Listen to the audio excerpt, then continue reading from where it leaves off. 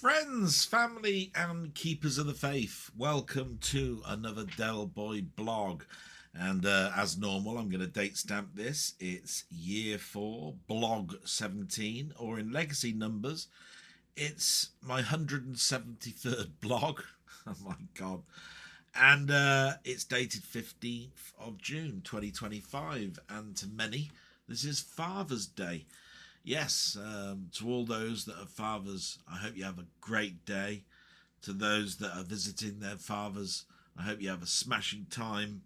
To those that are respecting fathers that are gone, I hope that you have as good and as best a day as possible, remembering all those great times that we had with our dads.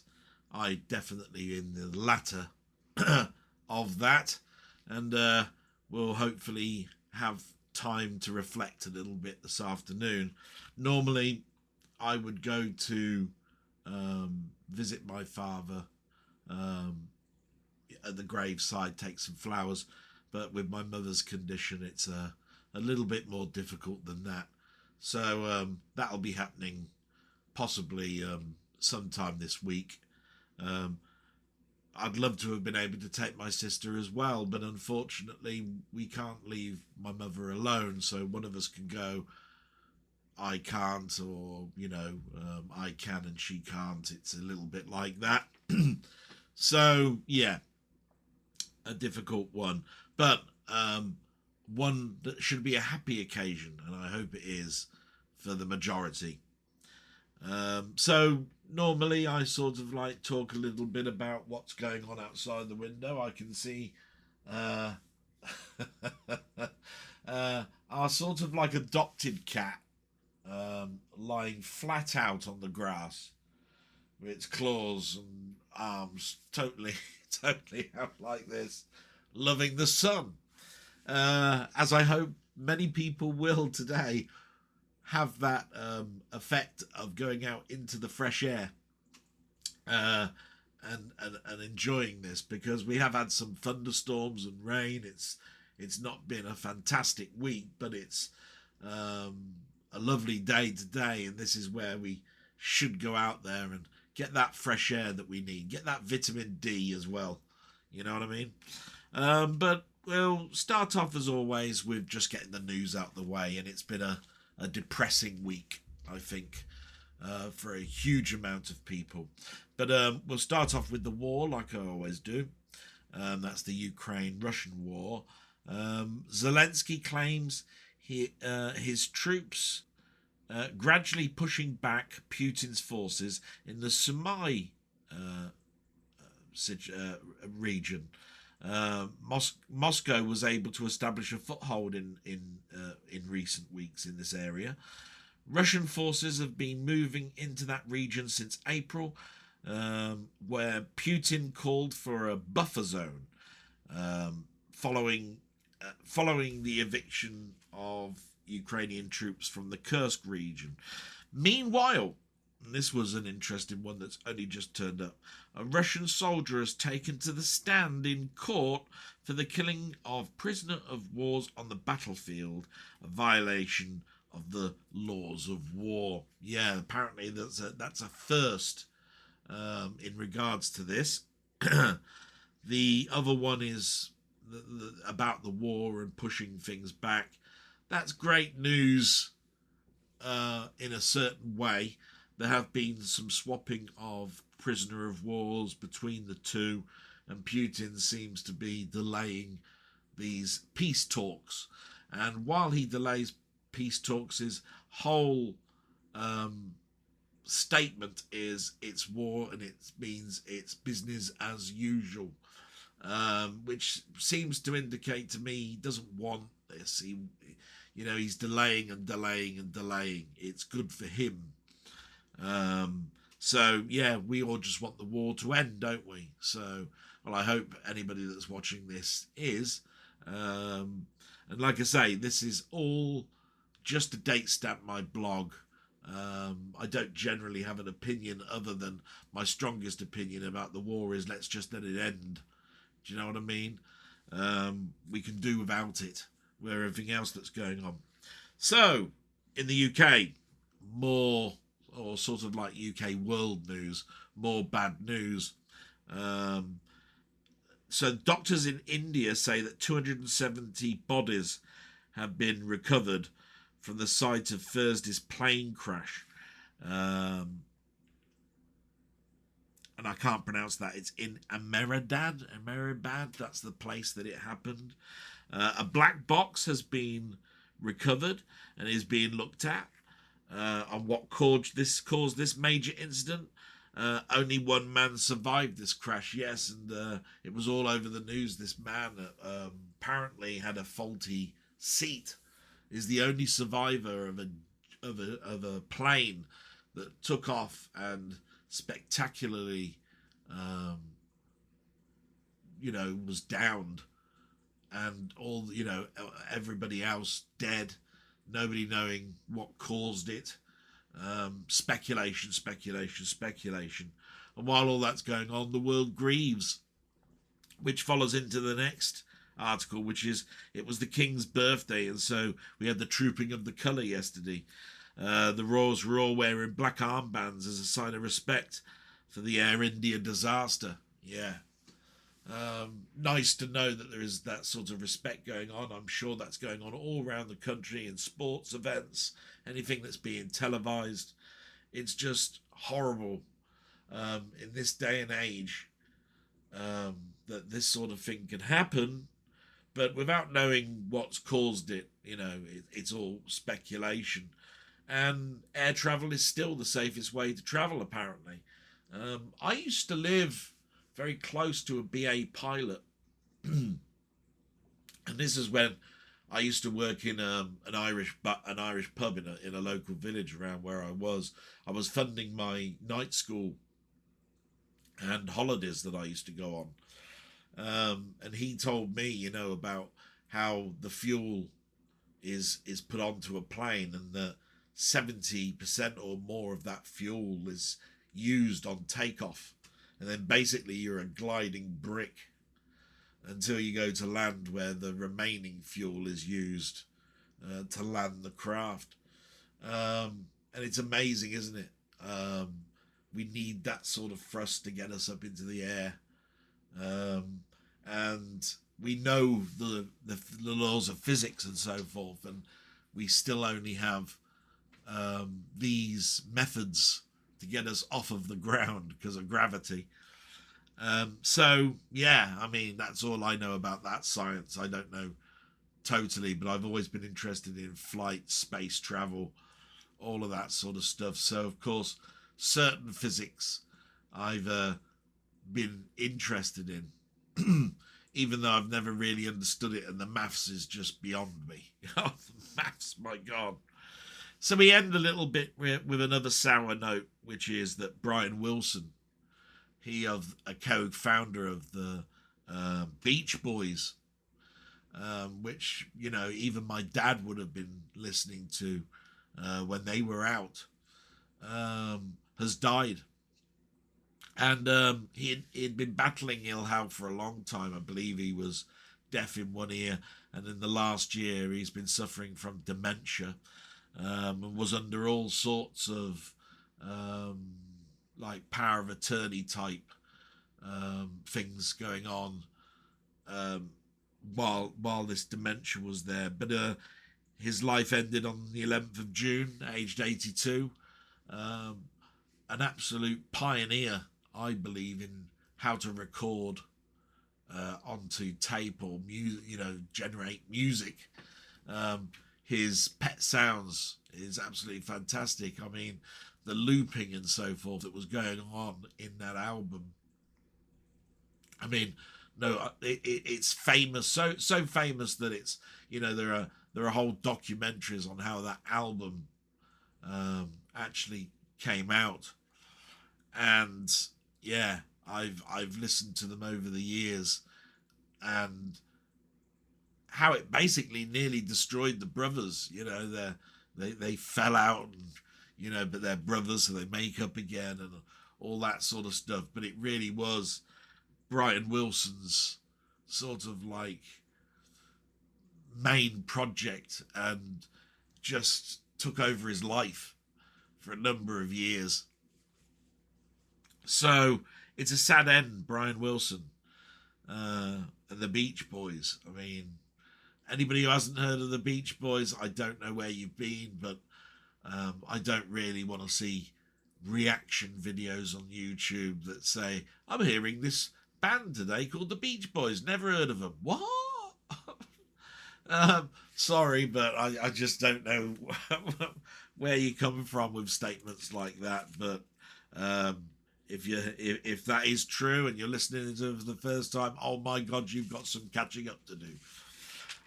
So that's the end of the news, and it's more a little bit about me and what's been going on this week. And to be quite honest, it's a bit of a mixed bag. I call those challenging weeks. I still haven't come across a new norm for me, I suppose is the best way to put it.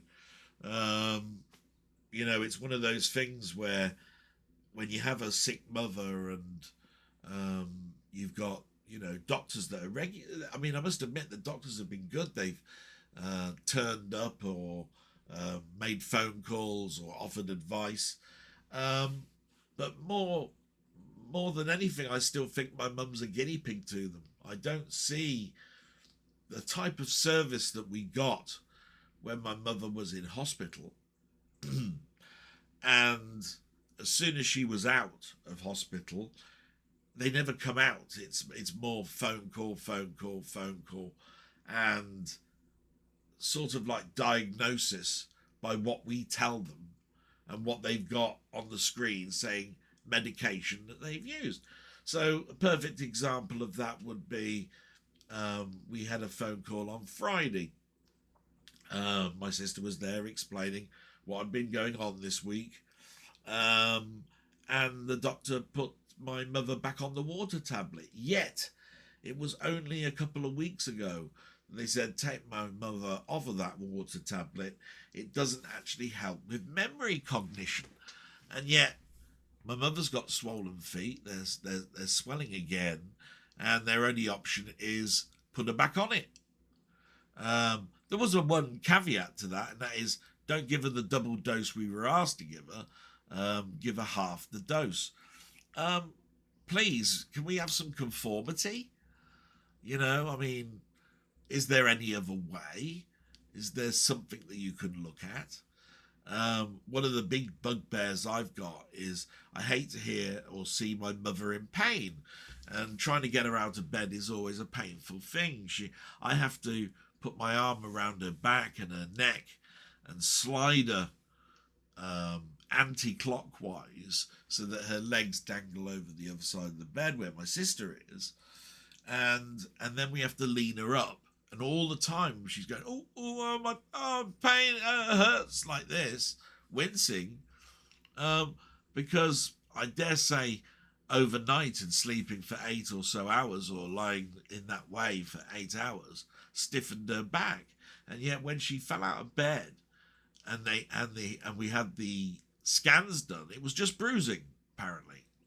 So, I mean, bruising this length of time, we're now 12 weeks past this point, and I give my mother painkillers an hour before we get her out of bed, and they're pretty strong. They're 15 500s. That's 15 whatever it is, milligrams of codeine, 500 of paracetamol.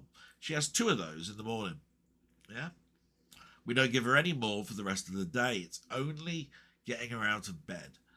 And the purpose of giving it to her an hour beforehand is to aid with getting her up. We hope they're when they're in the system a little bit. But anybody that knows those tablets know that they can cause problems constipation wise. And my mother also has a problem with that, with urinary tract infections and so forth. So, I don't want to give them her at night as well as during the day. And of course, they cause drowsiness, and she sleeps so much during the day. It's unbearable. I'm not able to get a norm. But anyway, I digress a little bit. Monday and Tuesday this week has really been more about me and work than anything, because we started off a new week where us analysts, of which there are 3, have now been given roles that we change to the following week. So this week I'm on something called Daily Discovery. It's an area that I know quite well. I've been doing it because it's the shortest, smallest amount of stuff to do. And I've had literally no problems. I finished those work instructions, as I stated last week. And so, to be quite honest, Monday and Tuesday was more about looking at those and gauging how long they take, etc., etc. And of course, some weeks will be very lax, and other weeks it'll be incredibly long. It depends on how much work is coming through. There's always new hardware coming in. There's old hardware that's being decommissioned, and there is always hardware that is being let go of because of levers. So the discovery tool is something that's there every day. It's runs overnight, runs during the day. It's slow on the update, so of course what it discovers might not show for a couple of hours. So it might scan at 9 and not show until midday. It's that sort of thing. So yeah, Monday and Tuesday there's nothing really to report. I was still tired. I still managed to get through the whole of the day and sleep okay at night. Getting my mum into bed is always a challenge, but there's nothing really to report. Those what I consider to be norm days this week. So we get to Wednesday, and something happened where we had a knock at the door while I was working. My sister answered it, and a nurse came in to take blood tests. Now, this caused a little bit of a discussion between me and my sister, because I looked at my phone and there was no text message to say this person was coming. She checked her phone. There was no phone calls or anything like that. And the lady that turned up expressed that that my mother was on the list to visit because it's the end of her course of tablets for vitamin D, which it was. We gave her last tablet on Sunday, believe it or not. So, they took the bloods away. But our opinion of this is, well, what if my mum was at the dentist? What if my mother was going to the hospital? What if something happened overnight? You're supposed to arrange these things. We're happy that it happened, but we're not happy that you don't get a phone call to even say it's happening. So that was pretty poor. And Wednesday evening was probably just the tonic that I needed, really, because that's my evening with Ian Hill, the Ramblings, and me talking about just things that are on my mind in regards to film, TV, games, all sorts of stuff, what I've been eating, what I've been drinking, all things from the past, toys, collectibles. Just a great time with some great pals. Ian's got some fantastic subscribers, Muckman-Movies, Cy Robson, Tony York, just to name a couple. We all have a little bit of a chat.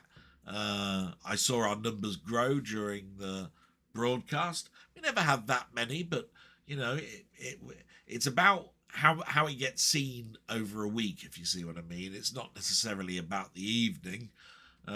We'd have had this chat anyway, because it's almost, we keep it so light that it's almost like I'm meeting Ian down the pub. It's an arranged meeting that we have every Wednesday. I sit down, I give him his pint, we have a sip of it each, and then talk about anything we want that's going on in the world at the moment, including what we've been watching, and the state of physical media and everything else that's going on. That's sort of what the premise is.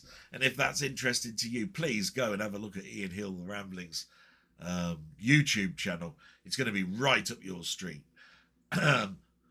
It's just got so much review wise, comedies, that he's enjoyed, through the 50s and 60s.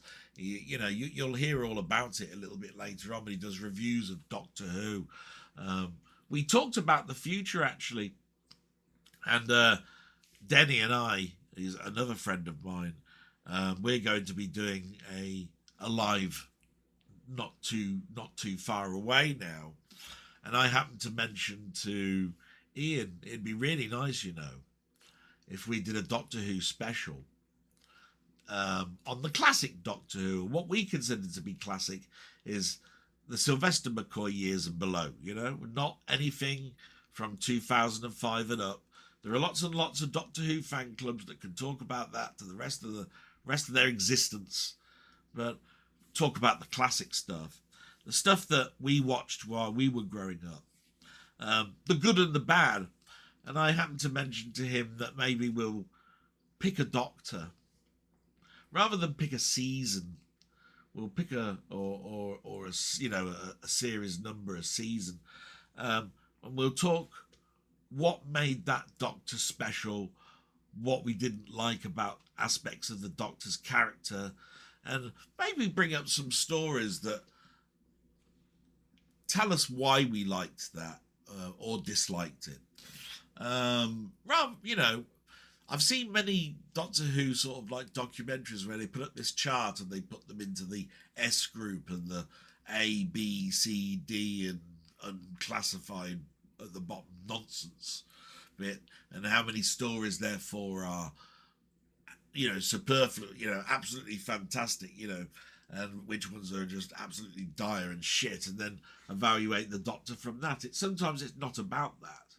Sometimes it's watch the whole story of that Doctor, see the natural progression or the degradation of that character to the point where they then regenerate.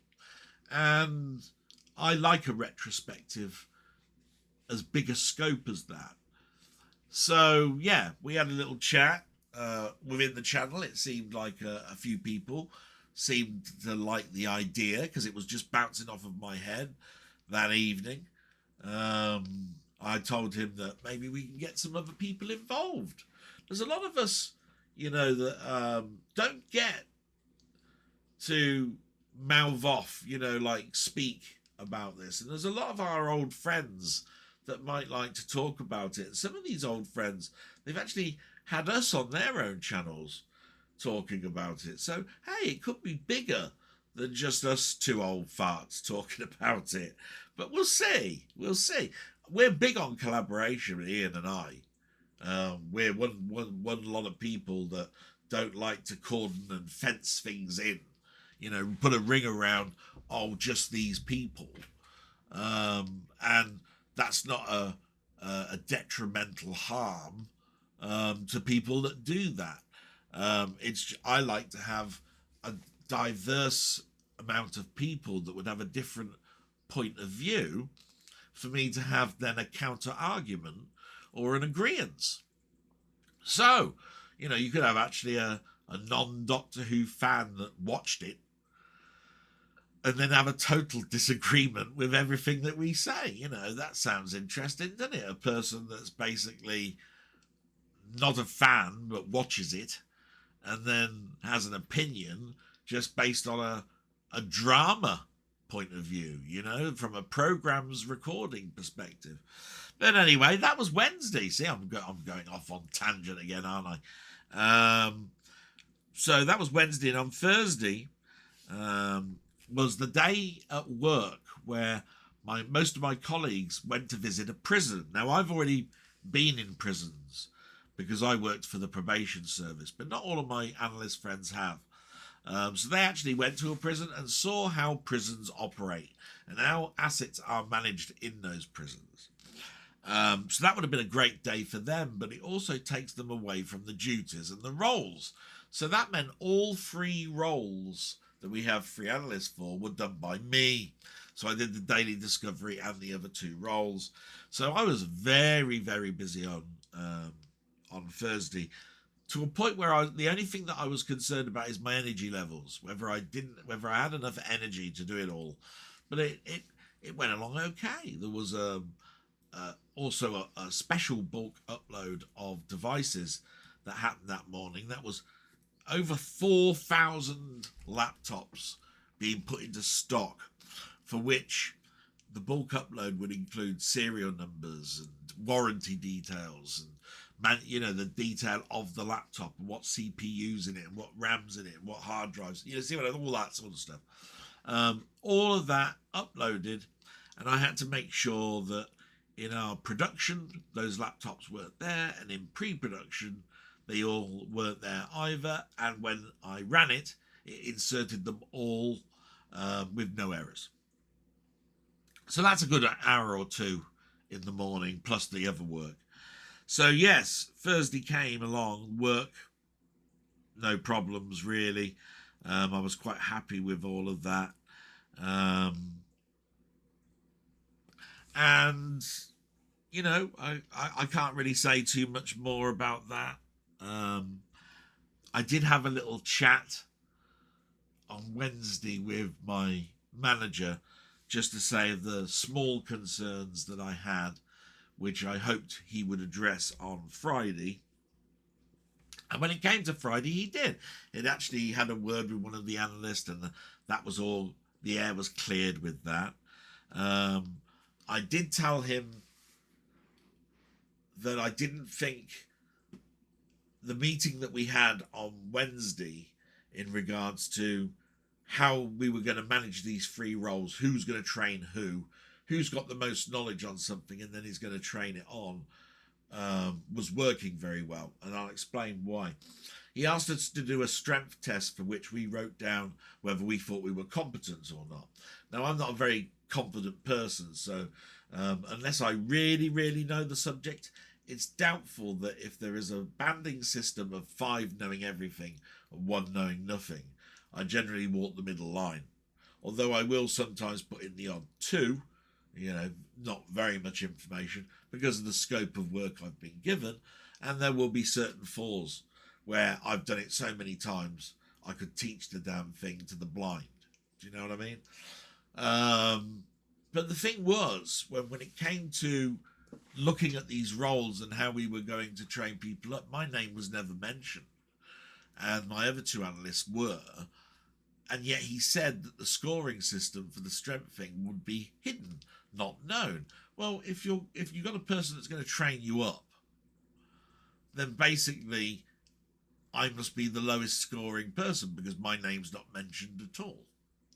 Do you see what I mean? I said it's a ridiculous thing to say, that, the strength scores are all not known to anybody, but here's how we're going to do the training, and these are the people that are going to do it for each of the categories. And you just go to yourself, well, I know straight away, therefore, that if this person's training me up, they had a 5 or higher, or 5 or a 4. It doesn't take a genius, does it, to work it out? So I pointed that out, and he agreed, and he said, yeah. And I said, but I did tell him that I thought that this would happen. And he said, he can only base it on my scores. I could have put higher scores for myself. And I said, yes, but I'm conscientious. If there is a tab that's categorized into 15 sections, and 5 of them I know about, but I'm not 100% on, and 10 of them I know everything about, I'm probably going to give it a 4. Because how can I put myself a 5 if I've got questions in those other groups? And I said, I doubt that they could answer certain things that they've put a 5 down for. So that basically means that they're lying.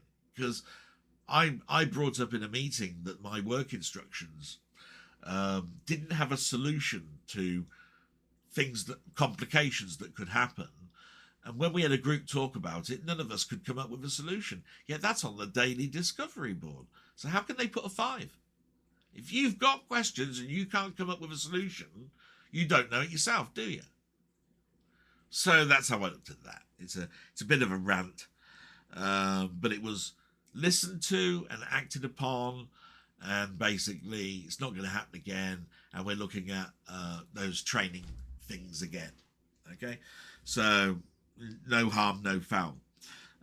Friday is always busy because it's the time where my mum needs to have her hair done. So I had to get her into the car, down there, into the hairdressers, back home, do some work, get the phone call to say it's finished, pick her back up, get her into the car, back up here, do the toiletry routine, sit her back in a chair, get her a cup of tea, go back to work, go to lunch, do the shopping in the hour that I've got the shopping done, got that put away, back to work, 2 o'clock till 4, finish, and then continue to work on my mum for the rest of the evening. Friday, I am exhausted. However, I managed to find time to do a live with my friend Mainmeister, which I haven't done for a long time. And that was a little bit later than normal. It would have been 8 o'clock, 8:30ish, somewhere around there. And it went on for a couple of hours, and we talked about some really good stuff that takes my mind off of family life. We were talking about the Switch 2, which had just been launched, and you could probably see my one just there. You know, what we think about Nintendo at this stage, what YouTube is doing about Switch 2. And I tell you what, it's exploded with videos, and I'll talk about those later on. And not only that, it was other things, you know, about physical media, games, consoles, our experiences with them, all of that sort of stuff. Fantastic. The waffles are always brilliant by Mainmeister. It's my staying point of what I look forward to on a Friday when a YouTube video is released, is the Friday waffle. In this particular instance, I'm part of that process by being in it, so that's great. And I went to bed very happy, and on Saturday I got up and I fixed some stuff around the house. Now we've got a bird table that's incredibly weathered. You know, it's rained and hot sun and frost and everything's hit it. And the floor part of the bird table has warped and cracked away, and there are gaps. And if you put the bird seed on the table, the grain just fits, you know, just goes straight through, you know, and onto the grass. And then all you get then is weeds and everything growing underneath the bird table. So I bought some wood filler. It's only a stopgap because I need to basically take the thing to bits and re-nail it. But it was this type of wood filler that I've only ever sort of like used on glue before, you know, like a super glue type thing. It's where you have a hardener. So you get this little tube, and it's called a hardener, and you put a pea's worth of this hardener on a piece of plastic or a mixing shelf of sorts, and then you get this filler, and you fold it in with this hardener. So you basically use a spatula and fold it like somebody mixing cement, you know. So you fold it all in. Then you go out to wherever it is that you're doing, and you use that filler to fill the gap. And because of the size of the gap, I built up some wood bits in between the gaps, so that when I put the filler in, it would stick to the filler, and therefore you needed to use less, and it was reinforced. My God, this stuff, it's almost like trying to apply wet, soggy dough and trying to take it off of a rolling pin and then fold it in and then push it and spatula it into this gap. And it was all over my fingers and all that sort of stuff. But wow, it's good stuff. And it cost, you know, like literally £5 or £6. I went out there an hour later, the thing's as hard as anything. My God, that filler, it went hard. And I'm not worried about cosmetically how it looked. I just want to put the bird seed out there for the birds and it not fall through the gaps. And it did that job wonderfully. That'll last me for a couple of weeks until I can get round to fixing it. So I was very happy with that. And the other thing was, when I bought the plants for my mother from the garden centre, I bought a new bird feeder, one of those squirrel deterrent ones, you know, the ones that have got a cage all the way around it. The squirrels can't get through, but the birds can go to the tubes that are inside this cage and can actually get to all of the stuff. And of course, I managed to put that up in the garden. It required a little bit of sort of like string and metal strewn about this tree, because the branches are basically, it's a dead tree, it's a silver birch, all with its limbs trimmed off, but it's collapsing, it's rotting. But it's great as a bird table, it's great as a sort of like thing for birds to perch on. So I put this sort of like bent metal bar around all the branches, so it's sort of like jammed in, and then I used string to attach it into the limbs so it didn't fall off, and then I hung the bird feeder onto the end, so when it pulled down it can't move because the string keeps it attached to the tree, and it's in front of a camera, so the camera can pick up the birds as they try and peck at the nuts and the seed that's in there. So I'm hoping to get some great bird photography on that, seeing them fly in and peck and then try and get out. They will need to try and fly through the gap, so basically it will slow it all down, and therefore the camera will pick up far more video, and we're hoping to, my mum gets to see her favourite robins and blue tits in that. So I fixed that. And I learnt from my sister how to slow cook. So during that shopping trip on Friday, I bought her some diced beef, and my sister wanted it because she said she wanted to slow cook it for a stew. And we've got this air fryer which has also got a pressure lid, and we've never used the slow part of it before. So my sister put the meat in and seared it, which I didn't know, you know, it's like sauteing it at first, and then she put it onto slow pressure cook, and you know, it's bubbling up nicely, you know, there's a stock to it, you know, there's, you know, because when you add water and so forth, the meat goes into this and it turns into a stock, and it's ready for her to continue today by putting the vegetables in and making a stew. So I learned a little bit about slow cooking. So pretty much, just so you know, that's my week. And so I've learned a lot. Had some disagreements, but had them constructively looked at and agreed that things could be better. And had some fantastic talks with my friend Ian Hill and Mainmeister. Thank you to all of those.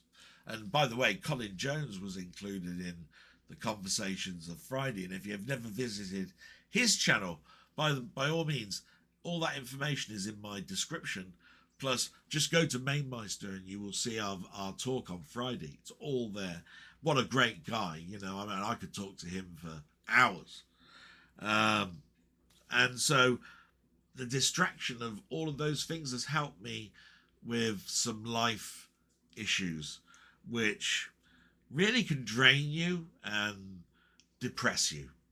You know, it's been a good week, really, from that point of view. My thanks to Ian Hill, first of all, for making Wednesday such a delight. Don't think I'd get through the week if it wasn't for Wednesday. So Ian Hill, my salute to you, sir. Thank you so much. A great supporter of me. I hope I support you as best as I can. I hope I make you laugh. That's the thing. And my knowledge of films, from, you know, the standpoint of about 2001, 2002 onwards, is growing.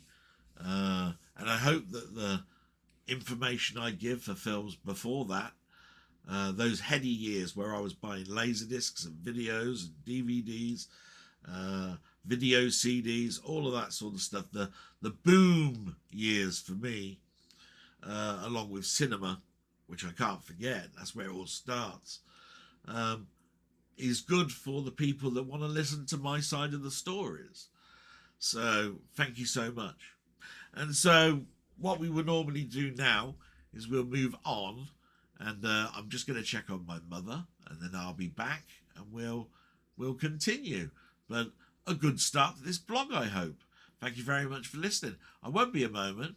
Back in a second after I've made my mum a cup of tea. So, a cup of tea has been done, and basically we get to the shout-outs, and it's one of my favourite sections, the shout-outs.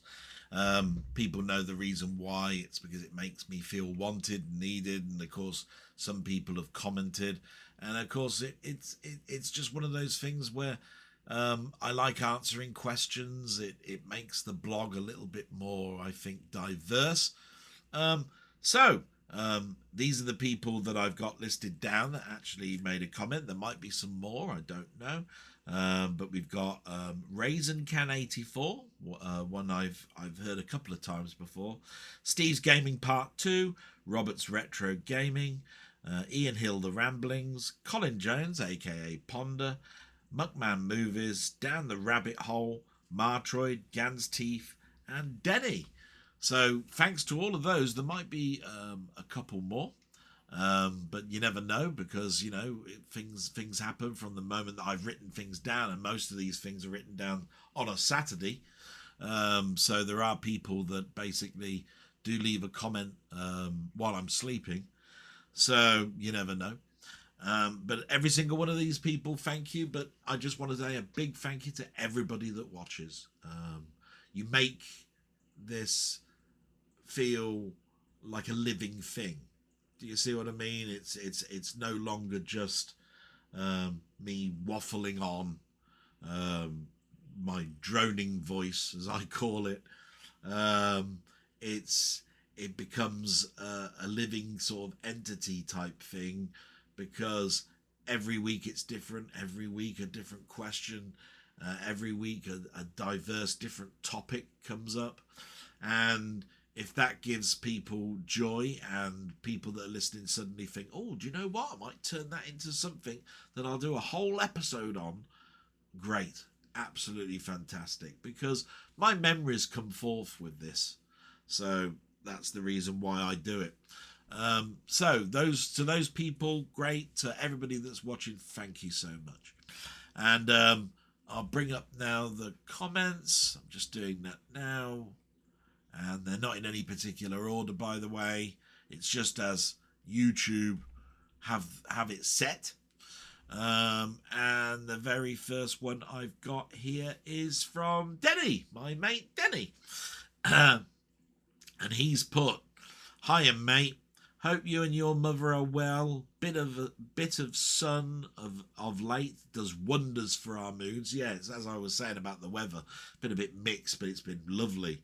The last sort of like half to a full day's worth of sun.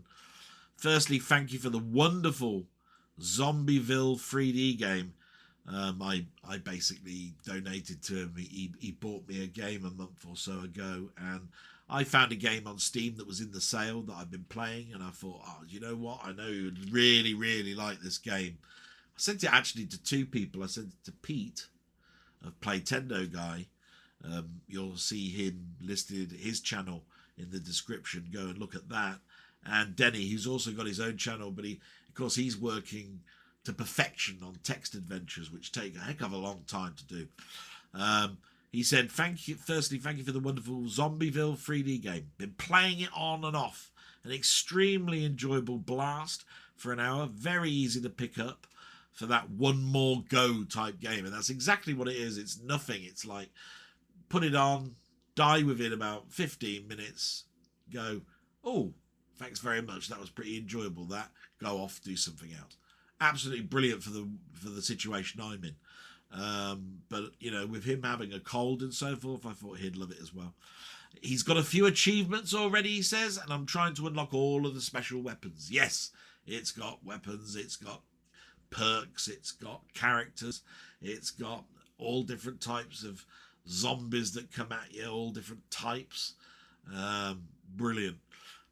It's even got melee weapons, which I find really fun. So if you get really caught, your weapons run out of ammo and that sort of stuff, you get your sword out, start slicing them in half. Absolutely brilliant. Anyway, go and look that one up. It's on Steam. It was in the sale a week ago. If it's not, I think the most expensive it is about £7. Very cheap. Anyway, he continues. Well, this week is a strange thing. A strange thing happened. I ordered Arthur C. Clarke's Mysterious World on DVD from eBay. The order arrived, but disc 2 was scratched to hell. The condition was classed as very good by the seller. Even the case looked like it had been dragged around the floor for hours. I can imagine this. I contacted the seller, who said he couldn't believe it, as he had cleaned the discs before sending it. Pictures don't lie. I sent him photographic proof, but he still stated that he couldn't understand what had happened. Needless to say, I had a refund. I sent for the disc from another seller. The disc was marked as very good. The disc arrived Saturday morning. I opened the package. The case was smashed at the bottom. That wasn't the worst defect. Disc 1 was completely missing, even though their advert states goods are checked out before they're sent. I literally couldn't believe it. I've sent a mail back saying I'm absolutely disgusted at what I've been sent, considering they're supposed to check items before dispatch. Customer service is absolutely shocking these days. People just lie and put out catchy sound bites to make it seem like they're professional. Am I actually cursed, considering the title of the DVD? Laugh out loud. Yeah, Arthur C. Clarke's Mysterious World. If he was still alive. What happened to disc 2? Why did it come all scratched? Why is there goo? Could it be alien residue? God, yeah, wouldn't that be a great show? But I digress. Arthur C. Clarke. Yes, I've been watching that on, by the way, Freeview on the Rewind channel. The music is iconic, you know, and the introduction at the beginning is always the crystal skull that you see in Indiana Jones. That crystal skull is shown because, and that's one of the episodes, by the way, is what that crystal skull is, why it's sort of worshipped, and why it was made, and all the tests that they've done on it, you know, including sonic tests and all sorts of stuff in case there's some resonation that comes from it. Anyway, fantastic little show is Arthur C. Clarke. Yes, there is skeptical about Arthur C. Clarke himself and his personal beliefs and what he did later on in life. But you watch the show not because of that. You watch the show because it reminds you of what we watched. I used to watch that on a Monday, I think, after the Krypton Factor. The Krypton Factor used to be on at 7 o'clock on my ITV channel. ITV channel being a very regionalised thing. So I had ATV in Central for my area. And I think it was on at 7:30 on a Monday, because I think Coronation Street was on a Tuesday and Thursday going back that many years. We are talking early 80s, late 70s. So yeah, but I remember being mesmerised by all the subjects of can it rain frogs, and is Loch Ness Monster a reality, and all of that sort of stuff. Bigfoot and all that sort of stuff. So yeah, I used to love that. I think America had,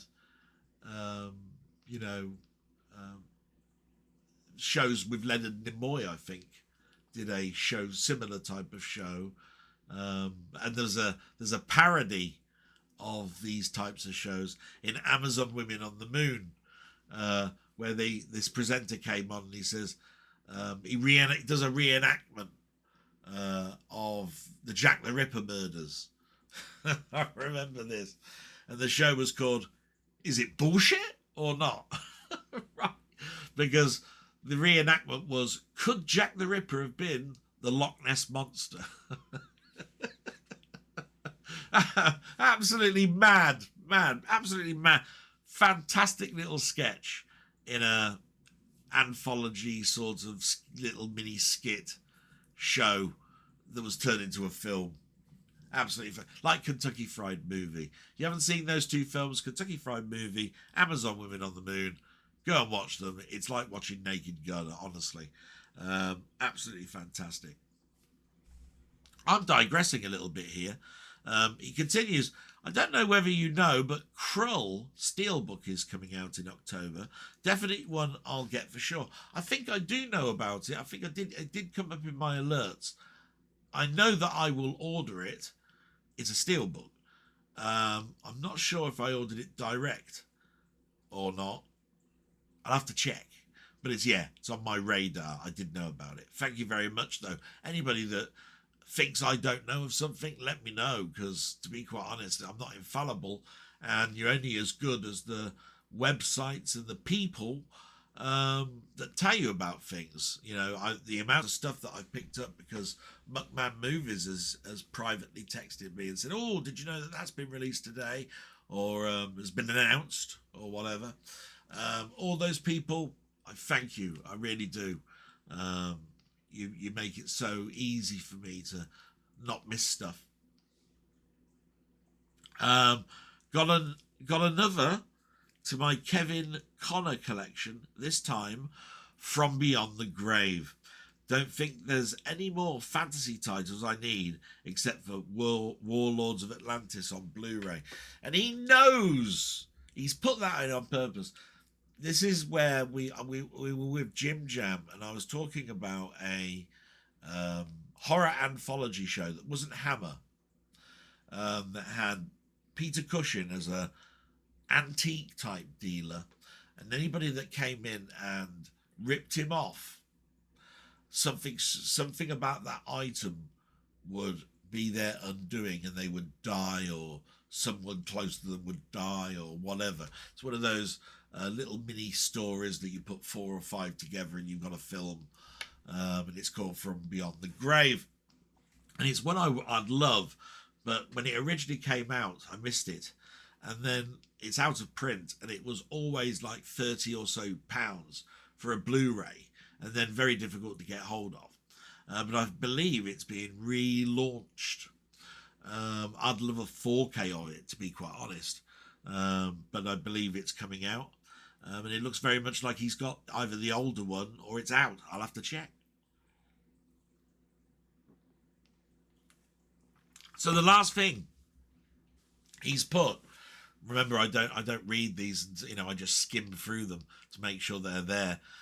His question for this week is, when Doctor Who comes back, because it's been on hiatus now, they still don't call it cancelled, but remember, back in 1989 in November, when the last Doctor Who for Sylvester McCoy said, we haven't cancelled it, it's on hiatus, it was about 2006 that we got anything to do with Doctor Who, and 1996, and then it was 2005 when an actual full-blown series came back. So we're talking, let's see, what are we talking there? 16 years between series. So he says, question for this week, when Doctor Who comes back, and hopefully with a new show producer, and played in a much darker way, who would be your choice to play the Doctor and the Master? Oh my God, man, you shouldn't ask a question like that to a Doctor Who fan. First of all, how do I know that the actor and that I choose could never play it? Because they're going to be, too old to play the part, or something's happened to them for it to do it. Because it could be 5 years, it could be 5 months. We don't know, do we? The one thing that I'd like, though, is I would like them to go back to basics. I would like them to be more of the age of how Tom Baker was first introduced. Probably not quite as young as Peter Davison was. I'd like it to be, and I don't want to be slammed here, but I don't really care about colour, but I'd prefer it to go back to the basics of a white heterosexual male. We've had, all the gay bit and the colour bit and the different gender bit, so why not go to that? with a full understanding that this particular doctor recognises that he's been all of those things, and he's a more rounded character because of it. That would be a positive as far as I'm concerned. He could even be an alien, look more alienish. I don't think that would work for me, but I wouldn't be upset if there was something, because if you look at how the aliens were done in Star Trek, they were always humanoid. They was always bipeds, with maybe some robotic things stuck to their heads or whatever, like the Borg or whatever. So, who's to say that the Doctor is getting now so old that he needs artificial things to keep, like maybe his arm got cut off and his regenerative energy is not there anymore because that 24 hours has gone, so he can't grow a new hand, and he's having to use a robotic one. That would aid the disability type of thing. But anyway, I'm talking about going back to basics, and I'd like it to go as far back as a little bit further back than Colin Baker. So Peter Davison and before, in regards to how the stories are structured. Yeah. I'd also like it to return possibly in its original type format of 25 minutes. Or a whole story is an hour and a half, so it's split into two, rather than self-enclosed 50-minute episodes. I think they work to an extent, but we've had 20 years of those. So it would be nice to pay a little bit more homage and have more of them. Do you see what I mean? So a longer period of time for people to watch it. I think it would therefore grow the audience steadily back in. That would be good. But your question is, who would I play it? And I really don't know. I mean, they've talked all the time, haven't they, about McElroy, and over the years they've had Rowan Atkinson mentioned and all of those sorts of things. Those wouldn't be bad choices even now, but I think I can't answer the question. All I know is the type of character that I'd like, and the type of character I'd like would be more like the Pertwee, Tom Baker, Peter Davison era, even the Patrick Troughton and William Hartnell one. By the way, anybody who doesn't know, Patrick Troughton's still my favourite Doctor. I don't think that'll ever change. Something about how Patrick Troughton acted resonated with me. And for long periods of time, I looked at John Pertwee as being my grandfather. And Tom Baker was that person that I'd love to travel with, because he was just that adult orientated enough for me to look up at, but not so that it's like God worship, you know what I mean, where I think of him as a parent. I'd think of him more as a well-educated traveller that you could walk alongside and have great chats about stuff with. Do you know what I mean? John Pertwee would be like my granddad. My granddad would take me into the shed and show me how to build a oscillator or something. Do you know what I mean? That's how I looked at John Pertwee's sort of portrayal. So yeah. Interesting. Thank you so much, Denny. Always a pleasure, and I hope we'll have our chat again very soon. So we're moving on now to Steve's Gaming Part 2. My friend Steve. What a chap. But I do have to do my salute. Steve, you got bloody too good a bloody channel, you bastard. And I'm going to have to change that because he's got 2 channels now. Bastard, bloody hell. Hey, can't do with one, has to have 2. You know what I mean? How greedy can you be, you little git? Do you know what I mean? What, do you want to take up all of my spaces on my blog, do you? And today we're going to be talking about Steve. So if anybody is not interested, you might as well switch off for about 40 minutes while I tell you what he's done. No, that's my little rant out of the way. And I just want to thank him as well. I'm going to change my camera to the overhead because he sent me and I didn't know this was coming, something in the post. He sent me this book, UFO Shadow Play. Look at that, gorgeous looking artwork on that. Sort of very similar to that Doctor Who art that you get with the Blu-rays at the moment. Absolutely fantastic looking book. Really looking forward to reading that. I think it's a first edition. I think it came out last year. Absolutely wonderful. Really looking forward to that. Looks like a little short story that I'll be able to come through. And then we got this one, The Armageddon Engine. It's done by the same person, James Swallow. Haven't heard of this guy before, so looking forward to that. What a lovely picture of an eagle on there. Wow. And a moon buggy as well on the moon, with a great big massive ship, it looks like. Looks like it's going to be attacking Moon Base Alpha. Again, lovely looking book. Really looking forward to that. Nice again, little short story, not too long. Absolutely fantastic. Gorgeous looking book. And of course I've got a little written thing that will go inside my books. And it says, to my good friend Dell, just something that I hope will bring a smile to your face. From your friend for life, Steve. All the best, matey. And his little personal Steve squiggle. Absolutely. Life friend, my God. How I reacted when I read that. I mean, I was virtually in tears. I don't have many life friends. And it's a very difficult thing to do, because I used to think a lot of people were life friends and they never turned out to be that way. But I look at what Steve has said as being absolutely true. I cannot see us ever having, a disagreement where we won't talk to each other for years and years and years. Don't get me wrong, we don't agree on everything. There's a lot of stuff, but we have it's that what they call a healthy disagreement. It's like, oh well, that may be you, but that's not me, mate.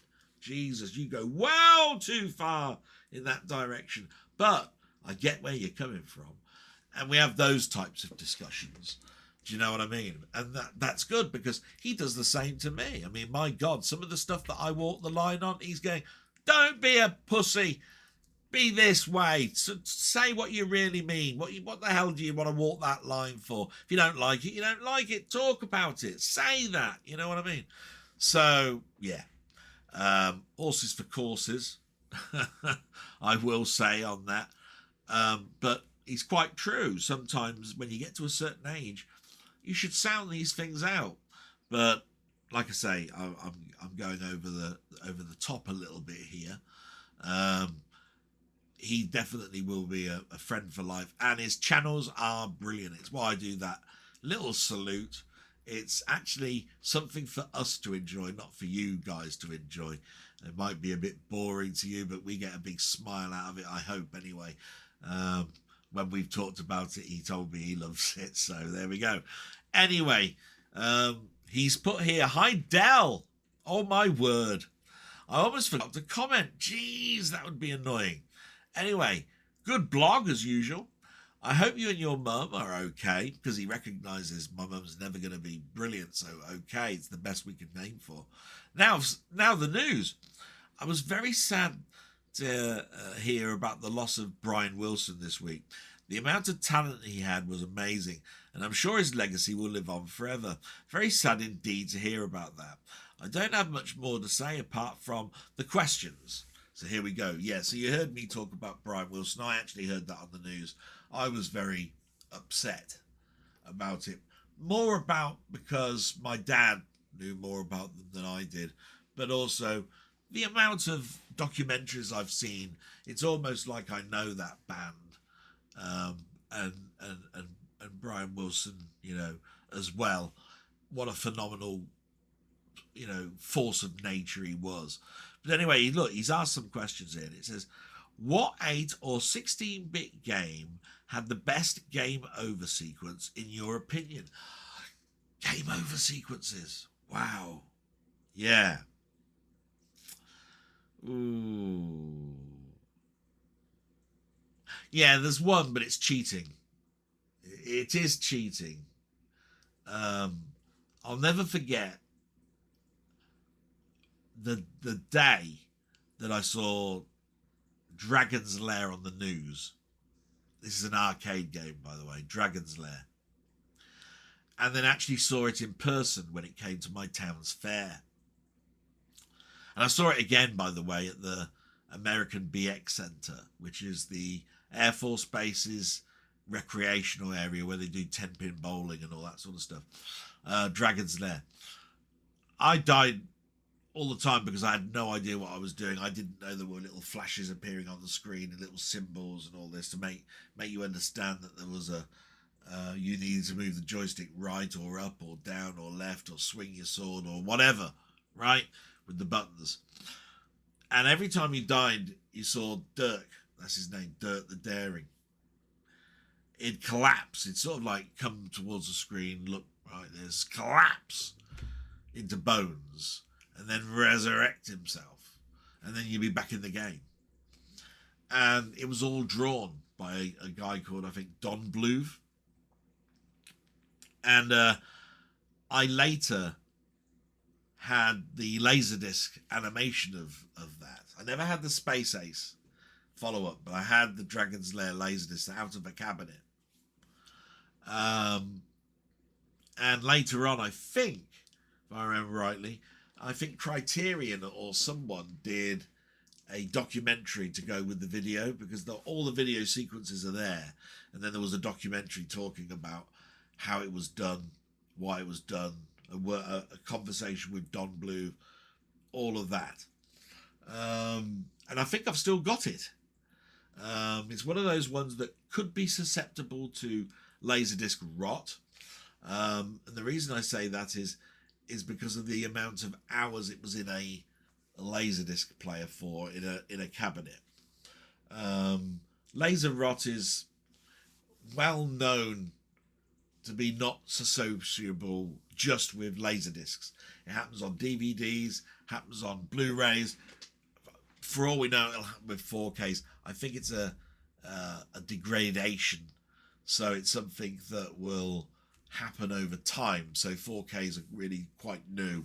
But there is a website that tells you where you can put the barcode in, and it'll tell you what manufacturing plant it came from, and therefore whether it's more susceptible to probably having a rotting situation to the disc, because it's all about the manufacturing process and how it's kept. Yeah.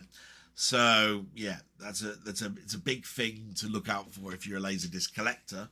I'm not a collector, but I do still have my Laserdiscs that I bought, and it also now incorporates some gifts that my friend Denny sent me. He sent me his Laserdiscs that he bought, and he added to my pile.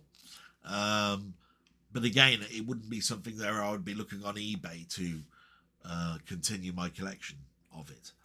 But yeah, so there's Dragon's Lair. I suppose most of the game over sequences that I think of are going to be more continues. You know, when you get to the end and it says you need to continue. I know that Final Fight,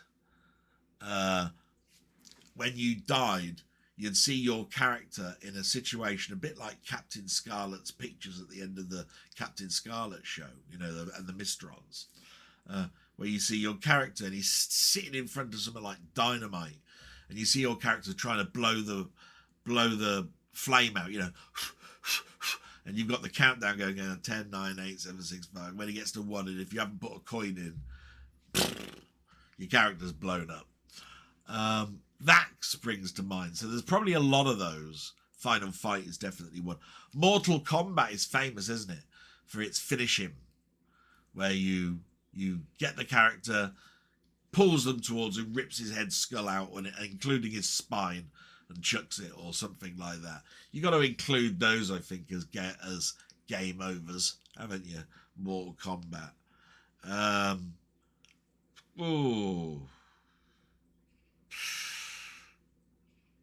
Here's an odd one. I played a game on my PC, which at the time I know it's not 16-bit, is it? But I'll mention it anyway. XCOM a sort of like strategy game, but turn-based.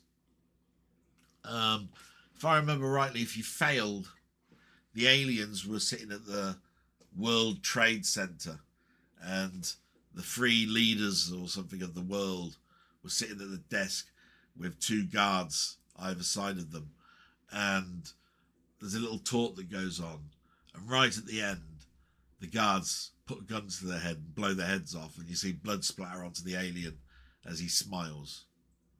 That the UFO, the aliens have won.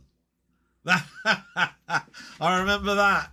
Yeah, saw that sequence and felt you sods. I spent hours on that turn-based bit. Boom. And I'll mention it because I think UFO XCOM was also transferred to cartridge-based on the SNES and the Mega Drive, I think. So I might be right in thinking that there are 16-bit versions of that game. Because really, when you talk PC and you're talking about that age, you're talking 486 and Pentium 1s, and that's 32-bit and above. So yeah, although I don't really talk about bits when I talk about PC gaming.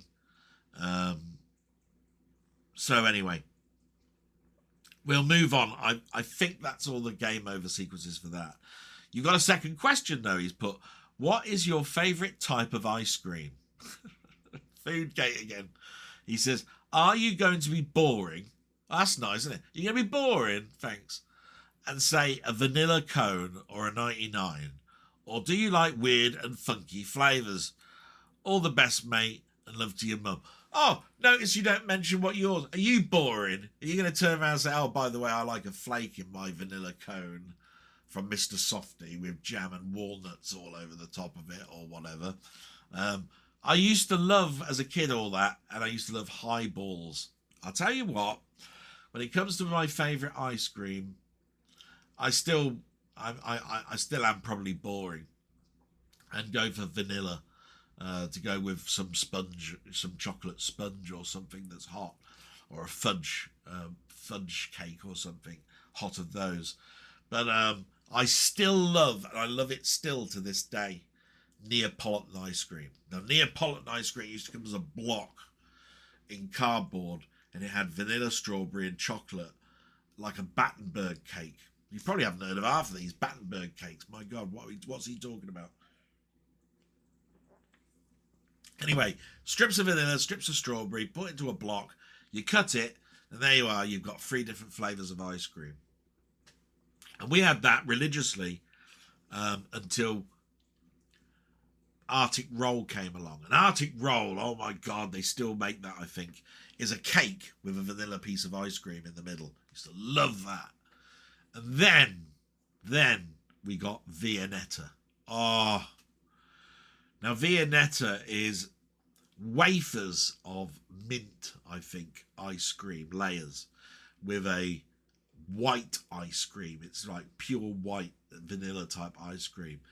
But it hasn't, that mint gives it a sort of like mint choc chip type flavouring to it. We used to have that. I used to cut that, and it was an elaborate sort of like cake. It had ridges like pottery, around the edges of it. And I love that. But I suppose there are some Ben and whatever his name is, Ben and what do they call him? Ben and Jerry, innit? Ben and Jerry's. And I suppose I've had things like cookie dough and their chocolate brownie and all of that sort of stuff. I've been to America and had pistachio and all of these because I thought I've got to try these different ice cream flavours. So this is where they make it. So I'll see if I can find something that I've never had before. And they've got things like cream soda editions and all sorts of stuff. I had pistachio. Can't say that I really was enamoured by it, to be quite honest. Maybe it's because my flavourings are all from when I was a kid. And when I was a kid, the cone with the flake ruled the roost. The highball came second with the gobstopper at the end. So, I'm boring. And if that makes me boring, I'm happy to be boring. Cheers, matey. Thanks very much. You know, your channel's too good, you bastard. Long may you have a great week, my mate, my friend, and all your problems go away shortly. I know that you've had a terrible year, haven't we all, at the moment? And we move on to, oh my God, royalty. We have now got royalty in the house. It is Robert's Retro Gaming, who is the Canadian prince. I have to put that down. King of Atari. Don't get me wrong. Everything Atari, go to this guy. You know what I mean? Jesus. How many Atari bloody games is he going to do? Every week. Summer. You know what I mean? You know, I look at his channel at the moment, right? And he does these. I'm going to play a Spectrum game today. Going to play an Atari game today. Going to play, right? Hardly any Commodore 64s at the moment. And I've noticed that actually on other people's channels. It's all Amstrad, CPC and Spectrum at the moment. Hardly anything for the Commodore 64. Maybe it's because the Commodore 64 has been overexposed a bit. But I just find it odd that, you know, a Sunday stream might come along. And hardly any Commodore 64 content would be in it. It will be all something else. Do you know what I mean? So, yeah, you know, I miss the old Commodore 64. But anyway, look, I'm digressing at the moment. This guy's royalty, fantastic channel.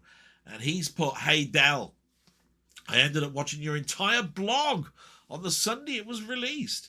This is unlikely to happen this week, as it is Father's Day on Sunday the 15th, which I mentioned before. And I'm hoping you have a fantastic day, matey. I'm not a father myself, but, you know, I can respect it, and I will honour my father hopefully later on. I enjoyed listening as always, and I appreciate hearing a little more about your family members. Yeah, sister's doing okay. My brother-in-law is doing what he can. There isn't very much in my family other than we had my mother's brother, who, I remember my mother, who's not well, was adopted. So it's her step-brother, really. He came up last Friday. Didn't really get to meet him much because I was recording the blog as he was here. So that was a missed opportunity. But anyway, you've got a question for me, it says here. Do you see yourself travelling in the future once your obligations are less, or once you have retired? If so, where would you like to go? That's a very, very easy answer, that is. Obviously, I'm going to have problems because where to live is going to be an issue. But I've always thought to myself, would it be best to start in a new country? If I get half the sale of this house and I can't come up with the other half, could I get myself a house without a mortgage in another country, and therefore I don't have to pay anything other than the taxes in the place I decide to settle in on, and I don't have anything to be here for other than my sister and my nephew and nieces? Would it be good to settle, say in America? Just go, yeah, I'll just settle down here and live out the rest of my life. It is a thought, but you asked about travelling, and I've always wanted to go to Mount Rushmore. I've travelled across America, and I've seen an awful lot. You know, I've been from New York, and I've travelled across the country, and I've got to California the other side. And California is the is the place I've been to the most. I've done Arizona and California a lot. So I've been to San Francisco and San Diego and Phoenix, Arizona, yeah. And I've done the Grand Canyon and the Hoover Dam and all of that sort of stuff. Been skiing in a place called Bishop, which is just past Death Valley, by the way. And like I said, I've been all the way across, and I've been to Philadelphia and run up the Rocky Steps and all of that. But I missed Mount Rushmore, and I didn't do that top part. I didn't do the Rocky Mountains. So I was going more the Texas route, along the bottom part of America, and Mount Rushmore would be more towards the top. And I've always been intrigued by Canada. So, maybe I will go to Quebec or, wherever in Canada and visit it, and hopefully see some people from YouTube there. But it's very expensive to visit, having its English ties. So it can be quite expensive. But maybe it'll happen. Who knows? But I hope that answers your question, because that's where that's where I'd retire, and it's where I would visit. I've never really been enamoured. I've been to Germany, and I've been to Switzerland, and I've been to France on school trips and things when, many years ago in the 80s. And I've never really gone, I'd love to go and visit there again. In fact, the last place I visited would have been Wuppertal in Germany, near Dusseldorf. And it was just like visiting London as far as I was concerned, apart from everybody was speaking German. No, great as it is, I've got no real ambition to go, to Russia or anywhere like that. Do you know what I mean? And yet there will be some absolute structures of beauty in these places. Thank you very much for your question, and cheers for that. We'll move forward to Ian Hill, the Ramblings. My friend Ian, who I do my little chat with on Wednesday. And he's put, "Hi, Del Boy. Hope you and your mum are okay. And maybe you are getting into a routine where you can get some rest and able to do something you enjoy, like playing a game or watching a film. I think it's important for your own well-being. So you keep giving the care your mother deserves. Hope, as usual, our Wednesday live gave you that escape into a world you enjoy being part of. Always a highlight of the week for me too." It's really lovely to hear that. If it wasn't a highlight, I'd expect you not to, think about me and saying how much I love it. Move on, do something else, bring other people in, do whatever you need. But if I'm doing a good job and you feel I bring something to it, thank you so much. I just hope it's not done out of pity. You know what I mean? And all the time that we talk, I only ever think of you as being a friend, matey. So I don't think there's any of that. And I love our Wednesdays. Oh, brilliant. You state, "I'm feeling so much better now. It makes such a difference. My whole mood has changed. I can cope with the pain in my legs. They are not so intense now. The other good news this week is after over 2 months, the scaffolding has been taken down around the house. The bins have now been collected without me dragging them through the house," which he had to do. He had to move his grundens through the house because of this scaffolding. I mentioned it a few weeks ago. So glad that's sorted. My God. Today, I've done a video for my channel, which I enjoyed making.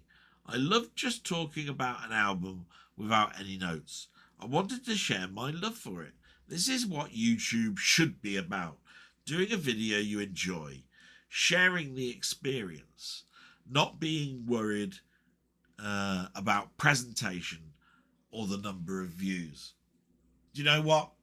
It's probably the best line anybody has said in a long time about YouTube. So many people doing high professional stuff, which I've got no problem with, and I'm so glad.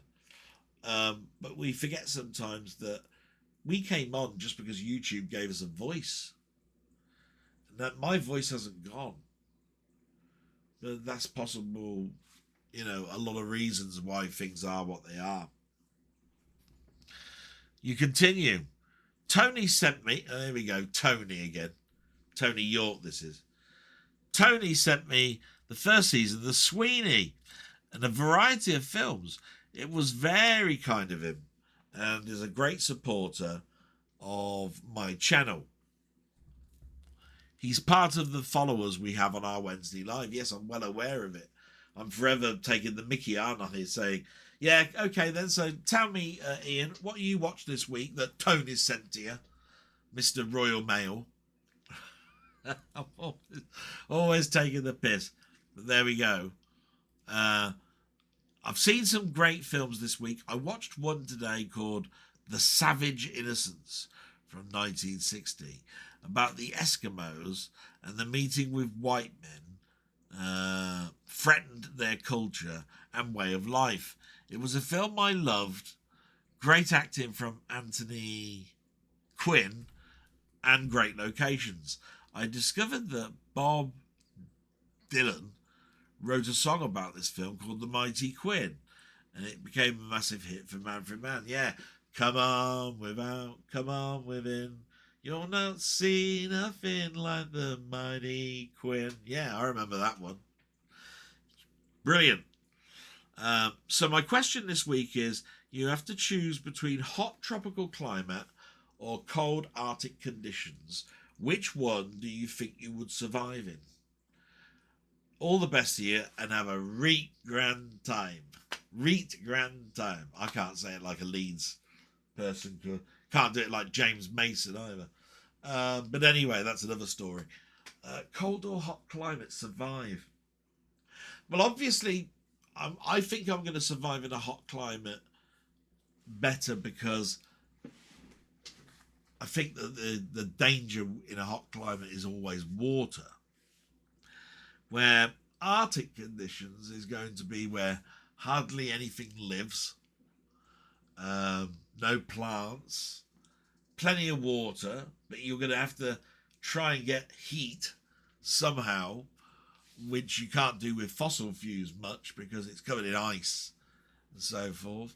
But saying all of that, I've always preferred colder climates to hot climates. I've mentioned before many times one of my favourite seasons of year is autumn.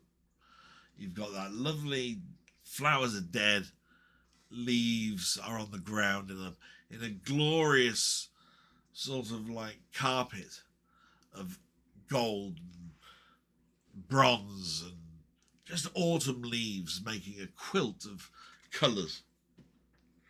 And so that's where my favourite season is and where I would think I would succeed because I'm hot-blooded because I've got blood pressure. And therefore, if you put hot on top of hot, you get very hot.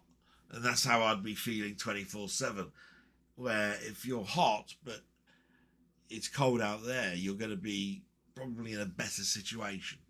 But the food situation and growing anything, worse. So that's that, and I hope that answers your question. I'm just going to check on my mum again. Been a little while, and I'll see you in a moment. And we'll continue, and we get to the next comment, which is from RaisinGan84, who's commented a couple of times before. Lovely to hear from this person. It says, "Hi Del, hope all is good with you and your mum. I haven't commented in a few weeks, but as always, your blog is a joy to watch every Sunday. Nice to see you get a Switch too. I got mine on Friday and have taken a few days off work to spend time with it. It is a massive upgrade from the original Switch. Maybe not, but the larger size, quicker eShop, higher resolution and so on make it well worth it for me. I always buy new consoles at launch anyway, as being there on day one and discussing it with the others early adopters is always fun." Yeah, I can imagine. I missed that actually. I think the last time I had a discussion while I was waiting to pick up my console would have been from a shop called Game, and it would have been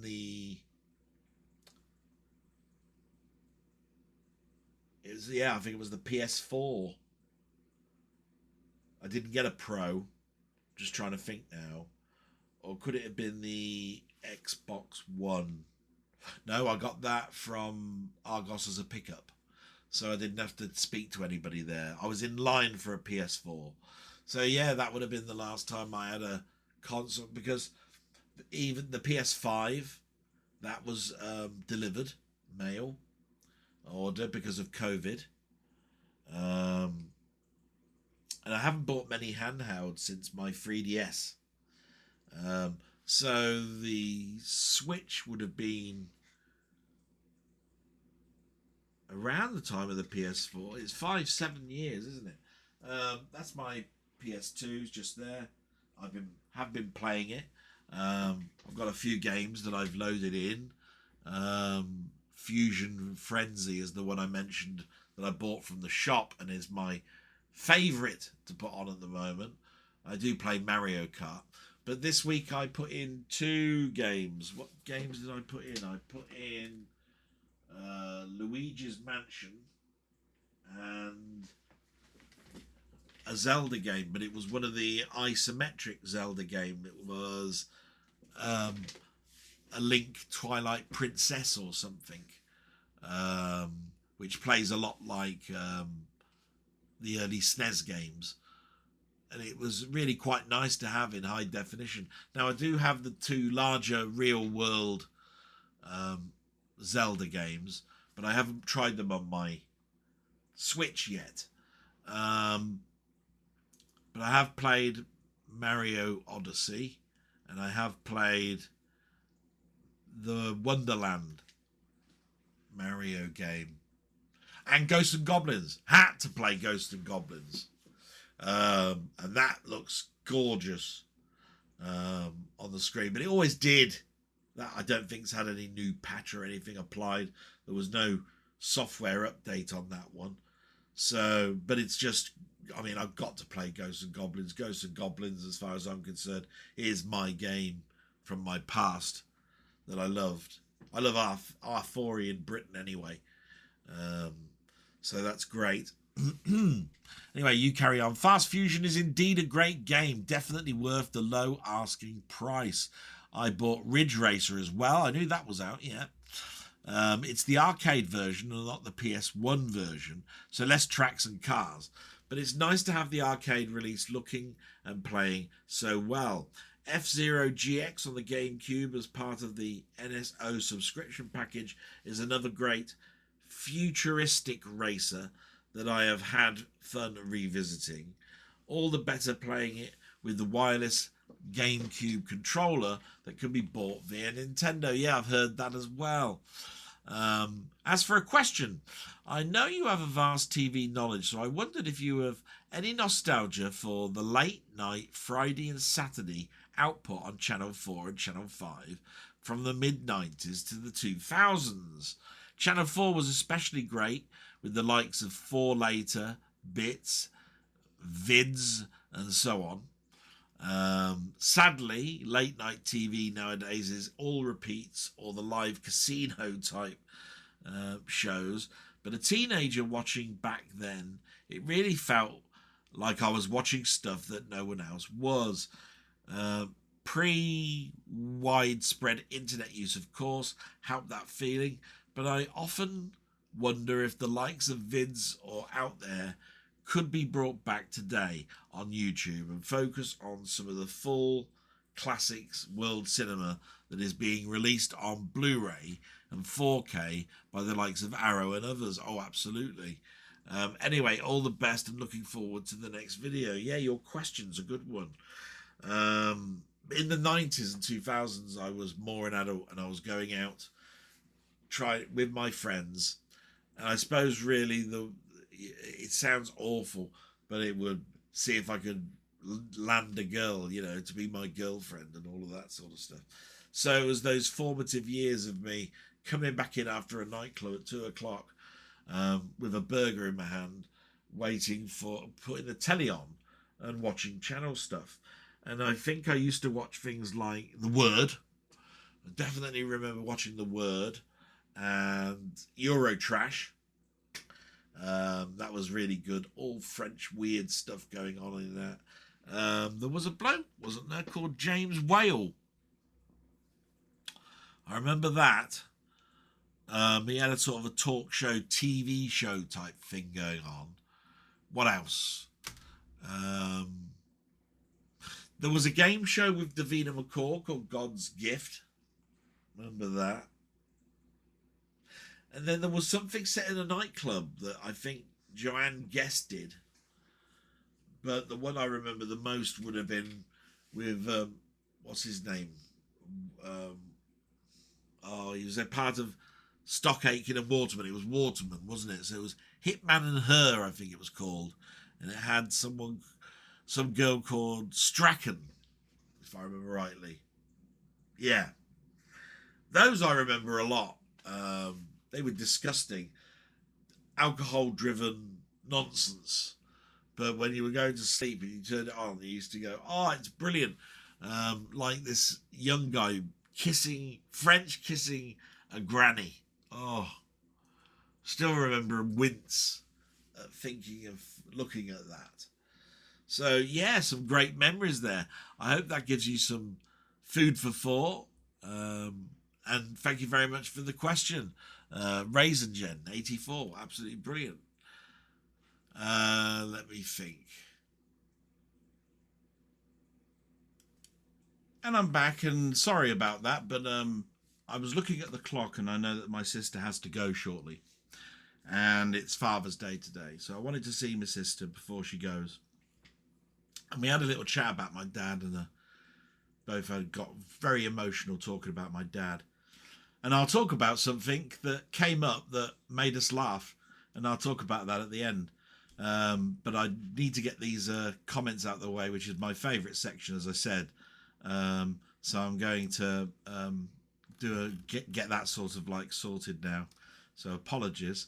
And we get to Colin Jones, and it says here, Odyssey have been saying there have been issues syncing with YouTube and to upload manually for ages. This doesn't affect me because this is what I do anyway. It's far from perfect and less so for new uploaders, but it's been good for me so far. Yes, Colin was a fantastic person for giving advice a little bit to Steve and I, and even a little bit to Mainmeister. And he mentioned Odyssey, and I'd been there before, and I'd seen their customer services and so forth about my channel, because it doesn't have enough subscribers to sync, but it does say give it a try. And when you get to the end, and it does take a bloody long time, you usually just get a message and it says we can't do this, you're gonna have to manually do it. But the reason that I wanted to find out was because my blogs, as you know, go well over 2 or so hours, and you have to have something like 1,000 subscribers to have a video of that length. But I've started uploading my old blogs, which are less in time, they're about 30 minutes or so. But I've got to the blogs now that are going into the 45-minute band, and those are uploading. And yet I don't have the subscribers for that and for those numbers. So it looks very much like Colin's been a lifesaver and mentioned about Odyssey. So that's Odyssee, and that's where I'm putting my stuff. And it's very much like a YouTube community. And he's following me on there as well. And it's got the same name. It's Delboy3K1 Retro Zone. It's just at the moment the content is not there because I'm uploading and I'm hiding it until I've uploaded all of the blogs. So I'm doing year 1 of my blogs at the moment. And then once those are uploaded, I'll unhide it, and you'll have a year's worth of year 1 to actually go through. Anyway, continuing. From your hairdressing trip, it sounds like your mum is more like her normal self there. I hope that's the case. Sending my regards. Yeah, the hardest thing is that it does wipe her out a little bit. There are days as well where we say it's Friday and she doesn't want to go because she's tired. But when she actually goes and has it done, she feels so much better. We continue to do that on a Friday, my sister and I, because we want to keep normality. And every Friday she used to do this. So it's very important that although she doesn't get on the bus anymore, talk to people and walk to get her hair done and walk back to the bus and then speak to people on the bus and then walk home. Although she's not doing that, she's still speaking to people while at the hairdressers, and she gets her hair done, and she always comes back feeling $1 million. So that's the reason for that, and we'll continue to do that. You continue spot on with... So, this is to do with Doctor Who. What's his name? Suchi. I can never really pronounce his name. With Nakuti, they need to dump any dependence and work with what they have for Doctor Who. Go back to what made it popular in the first place, which is what me and Denny have always said. The moon gives the Earth so much in the way of stability, literally, that I doubt civilization will be able to adapt to the extreme changes brought on by if not being there anymore. This is in regards to that could I think of a show, and Space 1999 always had Jerry Anderson thinking of what would happen. Although you've got Moonbase Alpha and the moon spurting off into the universe, what happened to people on the Earth? And I've always known if that happened, it'd be cataclysmic. There wouldn't be an Earth. But it'd be good to do a show where, hey, maybe it does salvage enough that we've got a small colony that there. I mean, at the end of the day, and Colin knows this, if the moon is blown out of orbit, how does it remain lit like it does? You know what I mean? Light is bounced off of that, off of the moon's surface. How would Moonbase Alpha survive the moon breaking off its orbit? The whole structure of the moon would have, damaged it. I mean, it's as soft as hell. It's silly science fiction, but brilliant science fiction from us as kiddies that used to watch it. Absolutely brilliant. Regarding the Switch 2, the best thing about it for me is I'll inherit a Switch Lite. Yeah, that's right. Because his kiddies have got a Switch 2 and they'll dump their Switch, so he gets a Switch Lite. Which I know, if I know Colin, he's going to jailbreak that thing to bits. He's going to put emulation after emulation on it, plus whatever else he can get on it, and tinker about with it to bits. And why not? Why not? Fantastic. My youngest son, who was very dubious, now wants one for Christmas. They should be back in stock by then too. It's amazing. Mine was in stock the day after its release. And there was other sites that were saying that they'd have stock a week after the official launch. I never had a problem. I didn't know there was really a problem with it. I got mine very, very simply. You got a question here. What is the first app you install on a new phone, ignoring the fact that these days sync is much more straightforward? Mine is one called GPS Status and Toolbar. And I'm wondering if you have a must-install app too. Oh my God, yes I do. And I can't remember what the name of it is. When I get a new phone, and it's usually a Samsung, I do have an app that I transfer across from phone to phone because it's not a Samsung app. It debloats, takes all of the crap that I don't want out of it, that I don't want. And when I press the button, it then removes those apps and basically resets itself and then brings itself back up. And then I do an update of the software and it doesn't come back because this particular app stops that from happening. That's the first thing I do. And the second thing I do is I copy across or should I say re-download my password secure locker. And I encrypt all of the passwords from my old phone and move it across. So it puts 256-bit encryption and it loads it in like a spreadsheet. And there you are, I've got my passwords all back. And then the rest is pretty much straightforward, like you say. But those are the two things that I put on the most. And mostly I tinker about with turning things off for privacy in the settings. I always put developer mode on. So that's very easy on an Android phone. I think everybody knows how to put developer mode on. There's always a hidden game in Android. At the moment, it's a weird game that's in Android. If you double tap the field in the phone information screen, the game will come up and it's a little craft that's flying around the universe and you find planets and land on them. You'll see all the ellipses of the planet trails on what they're going to be following, and it's up to you whether you want to follow those ellipses. But the universe is huge, so basically it's huge ellipses. It takes it forever, and it's a touchscreen type thing. Other than that, don't do much else with my phone. I used to love tinkering my phone. Whenever I got a new phone, I'd be on it for weeks, trying everything out, turning this on, turning that off, going into the shops, finding out a background that's got animated or a theme, all that. Couldn't give a shit anymore. Just the way I am. My phone is vanilla at the moment. Just got a normal front. it's got the normal set of icons, and then when I open it up, it's got the tablet type view, pretty much. So nothing really to show you, to be quite honest.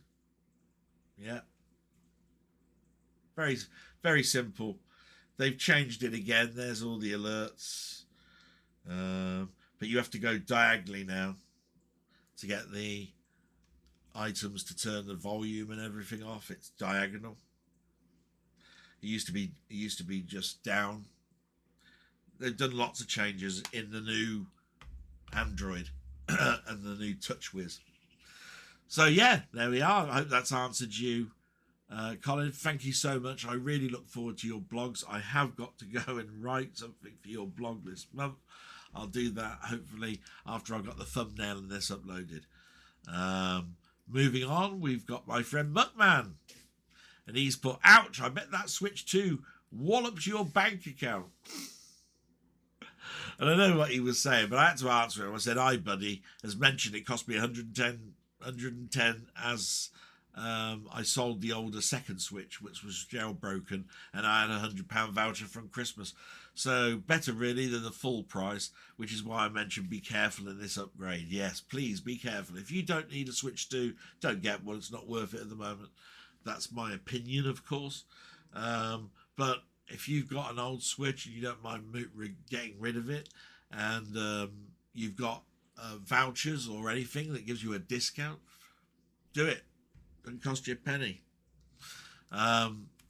Thank you so much, Muckman. Thank you so much, Colin. Salute to both of you.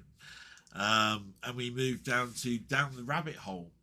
My friend, who's in Canada as well, and he said, good perspective on the Switch 2, Dell. I think you're right. It seems like Nintendo are mostly going for a cash grab these days. Still, this will now flood the community with used Switch 1s that I can pick up cheap. I have a little project in mind.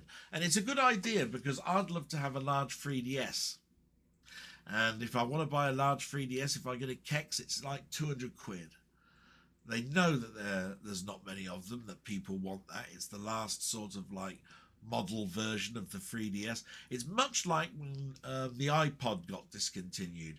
You want the last generation. It's the one with the biggest hard drive, the one with the best screen, the one that you can get the most on. You don't want the older, smaller, nano generation ones. And it's just because there'll be a time where you just want to walk around with a Walkman again or whatever. So yeah, get yourself a Switch 1 if you can that way, matey. And don't fall into the trap like I did, because I love a cheap, large 3DS. Because my 3DS has got one of those gold cards. So I love the fact that I can just put that in and play 3DS games. It's brilliant. Moving on, and thank you very much down the rabbit hole. We'll talk about your videos a little bit later on. We've got Martroid, my friend Martroid, who gives me games to play, and my friends who suggest games. He's put, awesome to hear you got a Switch 2, Dell. I'm sure you'll have a lot of fun with it. Cheers, buddy. And I might do a video on it. I might connect it to my Elgato capture card, put Ghosts and Goblins on, and have a little go. I have done that once before. If you go to my live section, it didn't look too bad. I was using a different capture card then. I was using the mirror box. So maybe I'll get better results with the Elgato. I don't know. We'll see. And then we move to the last comment, which is Gans Teeth, who's put, it's funny to think that a chance discussion with a neighbour triggered a change of mind about getting a Switch 2. I hope you got some good gaming time with it. For what it ultimately cost you, I'm sure you'll easily get your money's worth. Damn right. You're dead on with that. Because of the cost, it was next to nothing. I was able to do it. If it wasn't that, I wouldn't have done it, because mum comes first. And at the moment, my money is quite tight because of the clutch that went literally only 3 or 4 weeks ago, which cost me nearly £1,000 of my savings. I can't afford these things anymore, so I have to be very careful. And if it weren't for the fact that things like this crop up that cost me only about £100, that's how I'm able to keep that going. But that's the end of the comments. And I just wanted to mention what my sister and I were talking about. We were talking about my dad, and he had a very savoury and sweet tooth, right? And we were talking about what Dad would have loved to have had today. And we know that he'd have liked a Sunday roast. But there's one thing that my dad used to love doing, and you can't do this for love nor money anymore. And that is chocolate sponge puddings that you heat up in a tin with boiled water. So what I'm trying to say here is that Heinz, I think, used to do this. It was a steamed sponge pudding. It was encased in a tin, right? And you had to pierce the tin. All you did was you got a can opener and you pierced it in 3 different places around the edge, right? And you put a pan of water on a stove, and you put the tin in it, and it floated right at the top. And you'd boil that water, and it would heat the sponge pudding inside the tin. And after a good while, that would be a boiling hot load of water with the tin bubbling up and down. And you'd take that tin out, cut the whole top off, turn it upside down, get the sponge out, and there you are. You'd have a chocolate sponge pudding, heated rather than microwaved. And it was gorgeous. And we just had a look, and we found that Heinz discontinued boiled sponge puddings in 2015, which is a year before my dad died. So, yeah, a little memory about my dad, and a lovely one, because the other thing was my dad loved trifles, and my sister remembers making a trifle for when he used to come round to see her, and he used to eat the lot. Old bloody bowl of trifle. Loved it. My dad and his sweet tooth. So I was talking about that with my mum and my sister, and what a lovely memory for Father's Day. Absolutely marvellous. That's the comments, I believe. I'll just check. Just do a refresh. No, we got one more right at the top. It's from Wee Bob Art. It says, "Hi Del, just saying hello and best wishes to you and your family. I haven't really been on my computer this week, hence the late comment." Oh no, matey, thank you so much. I wondered where you are. I've been trying to mention you in my shout outs of, what I watched this week, but I haven't noticed anything to do with movies or anything. And the last one I saw of your artwork was using textures, I think, and filters, and it must be about a month or so ago. So I'm really looking forward to you coming back when you can. I know that work's busy, family comes first, but so glad you're here. Thank you so much, Wee Bob. Absolutely marvellous. And I do definitely say that is the last comment. I've just looked down. There is nothing else. So thank you so much. And we're going to get to what I watched on YouTube.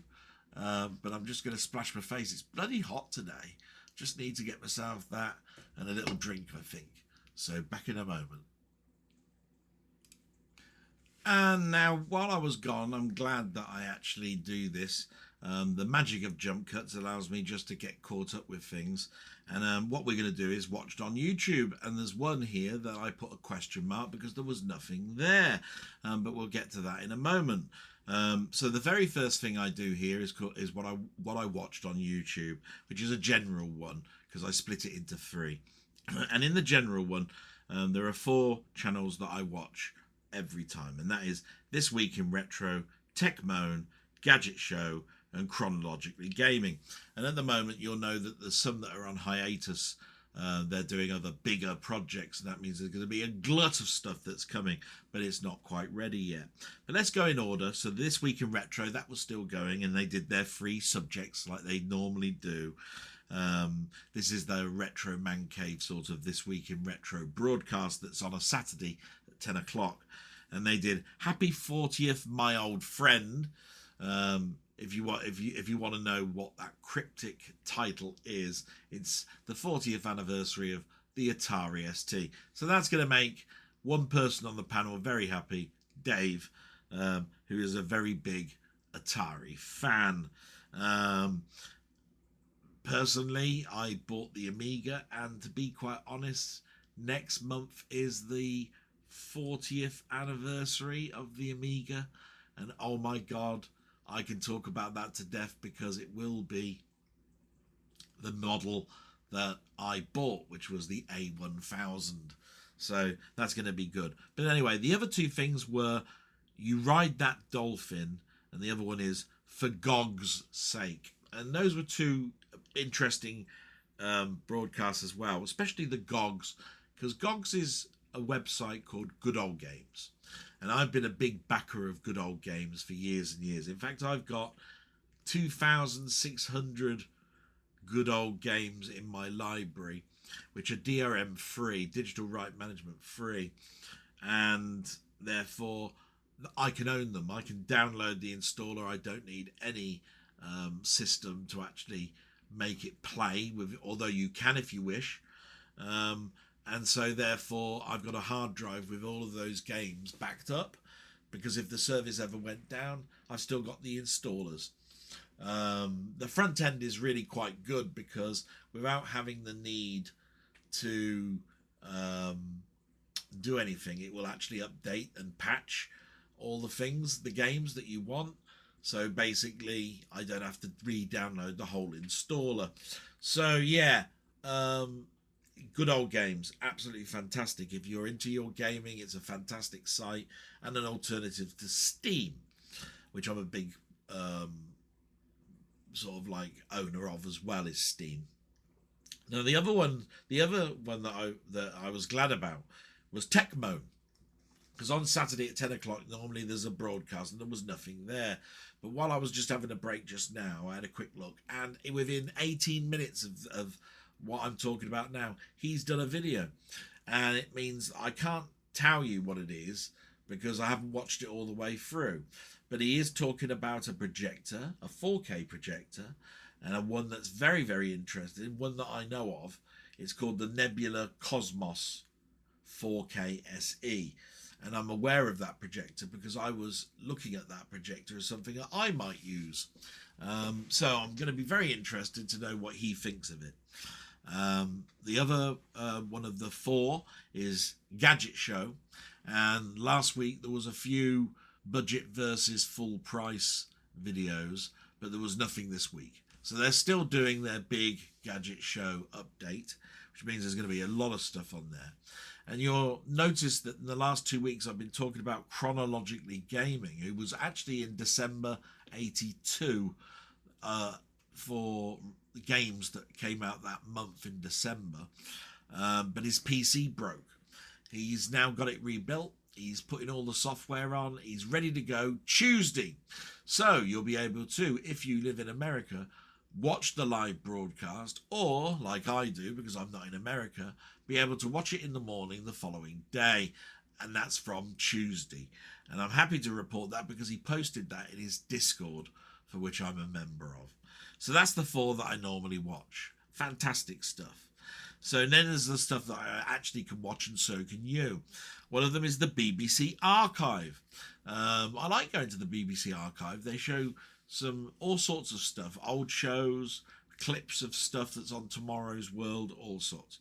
But there was one that was a documentary that was broadcast in 1979, and it was called How Play School Is Made. But of course it's now got to be called Was Made, because Play School is no more. But at the time, in 1979, it was 15 years and going strong. They had Brian Canton and Johnny Ball and a load of other old presenters that were there, all talking about Play School, how they're enthusiastic about it, how it's important for schooling, and talking about how they might start doing outside broadcasts for pre-school kids. And they were debating on whether that's something that the mothers would like to see. Brilliant little documentary. I do remember seeing it once. Nice to know that I can see it whenever I want now. That was brilliant. Loved that. BBC Archive, definitely one to go to. There was one called America Break. This was interesting because the subject was what really happened to the Woolworths store. And if anybody knows, the Woolworths store was beloved in the UK. And the reason it's in a show called America Before is because Woolworths, when it went bust, also affected America. And Woolworths started in America. It was a dime store basically. The inventor of the Woolworths store was in the 1900s. So it was like 1850 something or something. The first Woolworths store opened, and it talked about what really happened to make it worldwide close down, which was very, very interesting. I learned an awful lot in there, stuff that I thought that I knew but wasn't quite true. And then another site that I went to was vintage vehicles. Now, I'm not a big car fan or anything, but I couldn't resist watching it because it had turned up in my alerts, and the title was called 20 Car Innovations That Do Not Stand the Test of Time. These are things like digital display dashboards and stuff like that. A lot of stuff there, 20, and it's amazing just what's been removed that we used to have as standard in our cars. I'm pretty sure you know one of them, the cigarette lighter. But of course, this is, does it stand the test of time? And of course, vaping is the thing that most people do these days.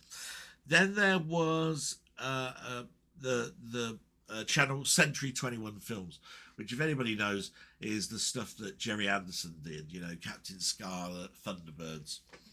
So they had Sylvia Anderson talking about the film they did called Journey to the Far Side of the Sun, or Doppelganger in other channels, I think it was called. It starred Roy Finnis from The Invaders.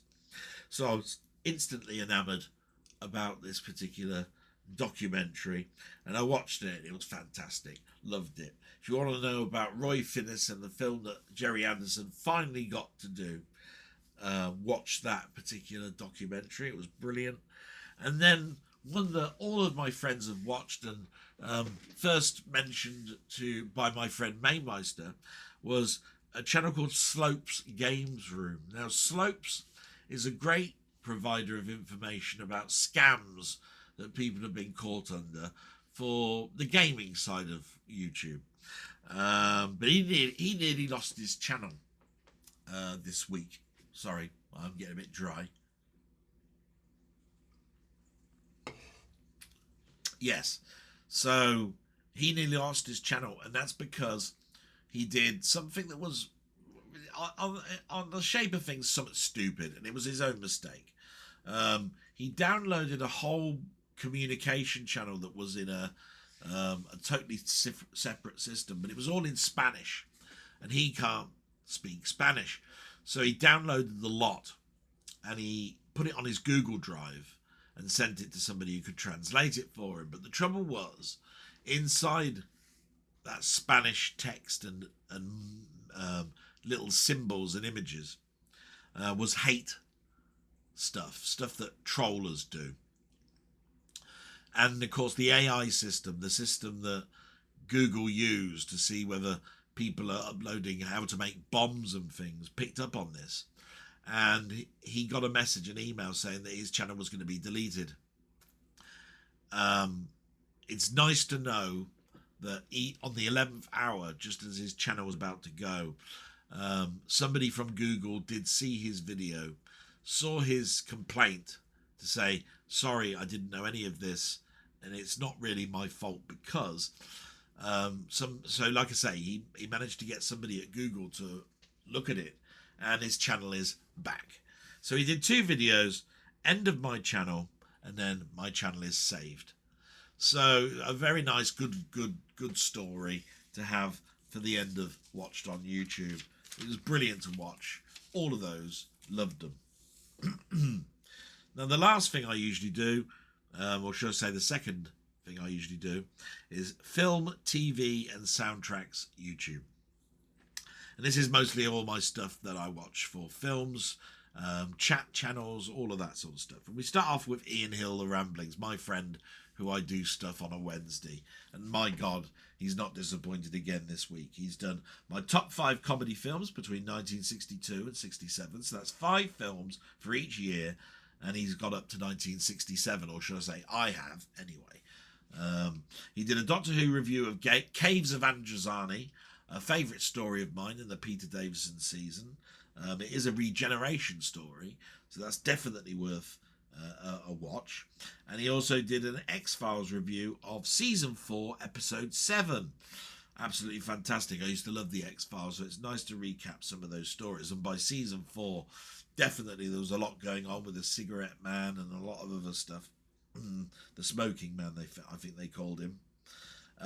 He also, and this is no shock to me, he did a video called Box of Gifts from Tony York, Blu-rays and DVDs. You bastard, Tony.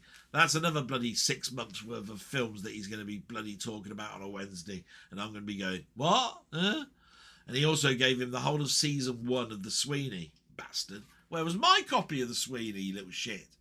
I said last week, I don't know whether I can afford that 50 quid. I could have done with that, you little shit, you little bastard. No. So glad you sent it to Ian.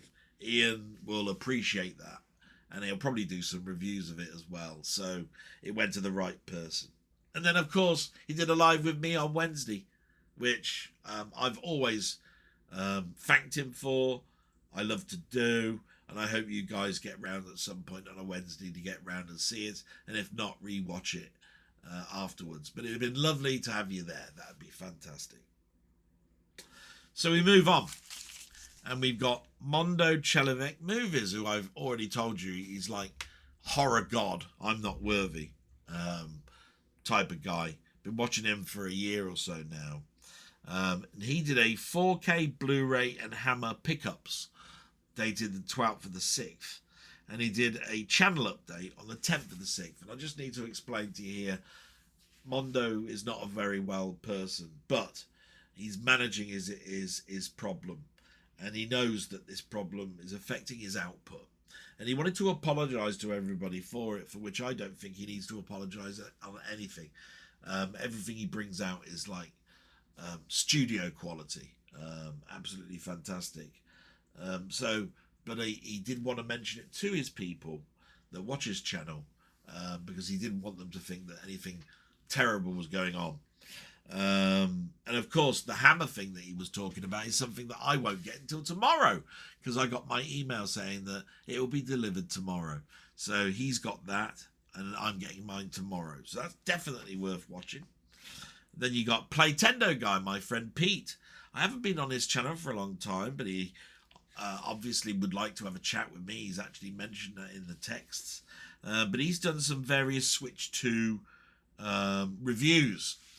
He's bought himself a Switch 2. He's got a lot of Switch 1 titles.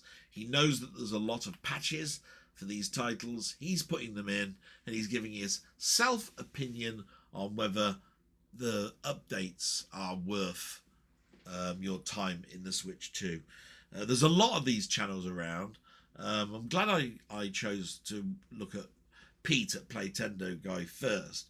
But it has enlightened me to go and have a little look at the others. And I hope it does the same for you. Then we get to my friend Did You See That? And he's doing an awful lot at the moment. Live chats and all sorts. But I haven't managed to see most of those. He did a first time watching 28 Days Later, which is a fantastic film. That's absolutely brilliant that he's got round to doing that.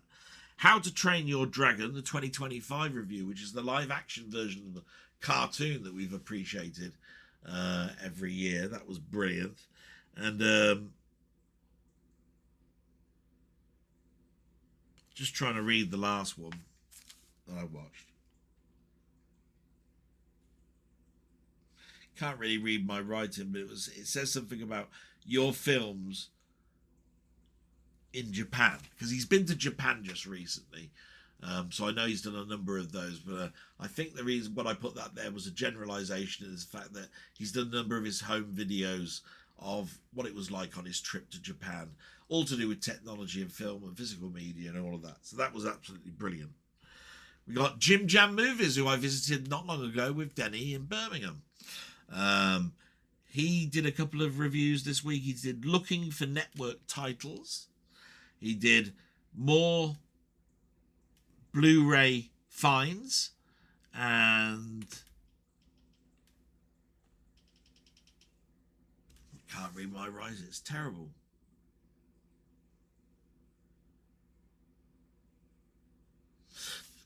I think it's to do with finding network compared to the remake stuff from Old Gold Media.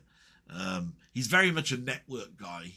Network is a label that used to do DVD and Blu-rays of all the stuff we watched in the 80s, mostly, plus 90s and 2000s. And he's got a huge collection of those. So that was very interesting from him. And then we've got my friend Through the Lens, who goes to the cinema and critiques the films. Now, I usually watch his channel after I've seen the film, but you can watch it without, and he gives an honest opinion on what he thought of that particular film. And that is film, TVs and soundtracks on YouTube. So there's just one more to go. I'm going to get my mum a cup of tea. I'll be back, and then we can get to that plus the trailers, and that'll be the end. Won't be a moment. And with the cat fed and everything, we get to the final bit, which is game and tech on YouTube, which is all my friends that are in my Discord, my friend Mainmeister and all friends of him, and on what they've been up to. So we get down the rabbit hole, who you heard a comment from earlier on. He did a couple of videos, Vectrex Cosmic Chasm, harder than he remembers. And I remember him showing that off once before in a video long time ago. And bloody hell, it looked hard. And I must admit, one of the systems I would love to have is a Vectrex, but they're just very expensive. He also did a going back to Red Dead Redemption 2. It's been a couple of years, I think like 5 or so, since he went to it. And he was just explaining how things have changed in games and how plodding along some of this stuff in Red Dead Redemption 2 is. But he did enjoy his time going back, and the visuals are equally as stunning as they used to be. Very nice, and he could see himself getting back into it. But I'd like you to watch the video. You'll see all his comments in regards to Red Dead Redemption 2. And I have that game, I have to say. Never loaded it. I ought to sort of like go on it for the first time. So there we are. It's made me get a little bit itchy for doing that. Then we move on to Robert's Retro Gaming, who made a comment as well earlier on. He's the royalty from Canada and the Atari man. What did he do? So he did Dwarf Fortress Classic Episode 5. He did Dwarf Fortress Episode 25. No Man's Sky Episode 44. No Man's Sky, what a game. Definitely worth watching that series. He's up to Episode 44. He did a Spectrum game, Dan Terrific 2. Anybody who's seen me, friends that have wanted me to play games, have seen me play Dan Terrific 1. Oh my God, deaths aplenty. They give you 99 lives, if that gives you a clue of just how difficult that game is. He did an arcade game called Gay Plus or Gaplus. It's like Gallagher, basically. And it's one of the high score challenges that is going on at the moment. Commodore 64 game called 1943, 1 year after. Nice to look back at the Commodore 64 and see it get some love. There's not much out there at the moment playing Commodore 64 stuff from my friends, because they're taking a bit of a hiatus and doing some other machines, which is fine. But that was great. Atari 8-bit is the stuff that he's done on the Atari 8-bit. I mean, there's Thunder Maze, River Raid Revisited, Airstrike 2. So there's 3. He did Airstrike last week. And he did a SNES game called ActRaiser today. Absolutely amazing. I watched the ActRaiser. I used to play that on the SNES myself. One of the early games. In fact, it was nearly a launch title from what I remember. Sort of a mix of sideways scrolling Rygar type thing, along with a God game that you played on a map that was done in Mode 7. Mode 7 being the SNES's little magic trick of turning huge sprites into huge planes that you can manipulate on its Z, X and Y plane. Absolutely marvellous. That is the stuff from Robert's Retro Gaming. It takes up a huge chunk of my page here. And we get to my friend, salute to that, and we get Steve's Gaming Part 2. My God, he's been busy. He's done Atari Home Soft Discs versions, episode 65, 66, and 67. So that's 3 discs worth of games, about 5 on each. So there's plenty for you to watch. He did a BBC Shorts on a game called Space Guard, which he's never played. He's done a Amiga show-off game called Deluxe Galaga, which is absolutely marvellous. It's a public domain game. If you ever do have an Amiga, put that on. It really is good. And he did a Commodore 64 game called Moonfall, which is a bit difficult to do because it's a bit like Mercenary. If anybody knows what I'm talking about, Mercenary was a vector graphic game set on a planet where you could actually go underground and go around a maze and pick up things. And it's a sort of a trading game. Loads of keys and everything in that, so it's hard to adjust and sort of give that justice. But he might come back to it. And I just want to happen to mention that he does have a second channel now, and it's called Steve's Spectrum Zone. And the thing about that is that I'm not a huge Spectrum player. I've appreciated it, and I've enjoyed my time playing the games that friends have asked me to play. But it is one of the least games I emulate to play on. And so there is sort of like less here for me to watch. But what I did watch, I enjoyed. He did a lot of programming stuff, and he did some show off of some games like Saberwolf, for instance. That's there. So that was good for him to actually do that. And he's got 2 channels now. So do remember because he nearly lost his channel. If you haven't resubscribed, please do so. He's a small channel now, growing, but he did have 1,000 videos, and he did have a lot of subscribers, more than me, and I've been doing it a little bit longer than him. So absolutely fantastic. Then we get to Colin Jones, who did a video on Jumpman on the Apple IIe. And Jumpman's one of my favourite games to play on the Commodore 64 and the Atari. It was converted to a number of other titles, machines, but it was nice to see the Apple IIe version, even though it has a lot of shortcomings. Definitely watch that video. He also did a Choplifter bootleg PCB unpacking and playing on. So he's just started collecting arcade boards, the boards that used to be inside those big machines, and he's hooking up his equipment so he can play them at home. He's bought some very cheap versions. Choplifter's one of them, I know that, and Bomb Jack is another, and he's able to play the arcade representation directly from the PCBs. So that's marvellous. We move on to 20th Century Gaming, who did a live show of the Amstrad CPC, and he did a few Elite Systems games for the Spectrum. So Elite being a distributor who did games like Ghosts and Goblins. What else did they do?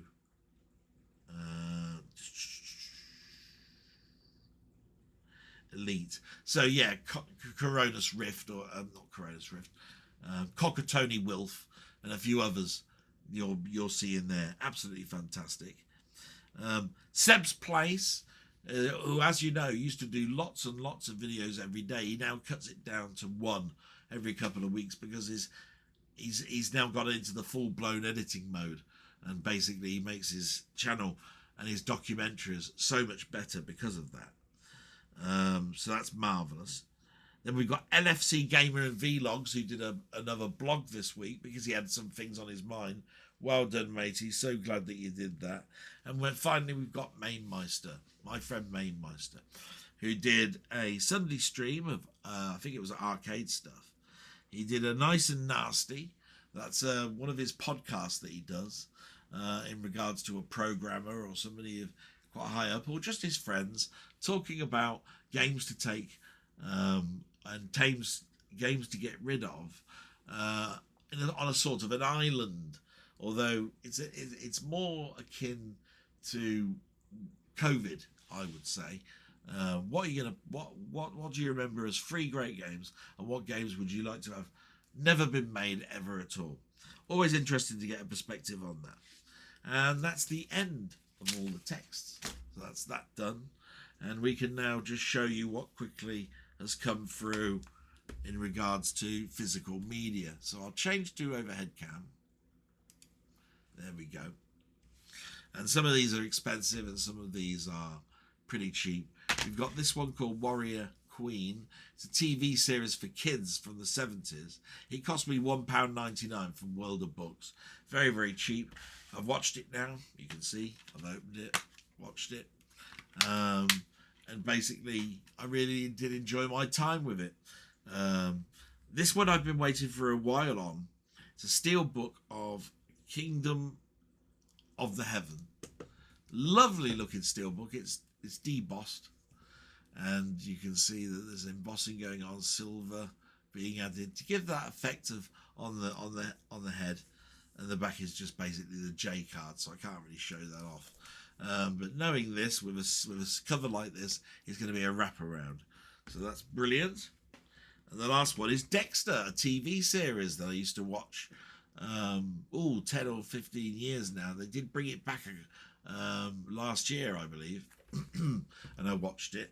This is Dexter Original Sin Steelbook, so it was a cheap one, but it's the whole of that season.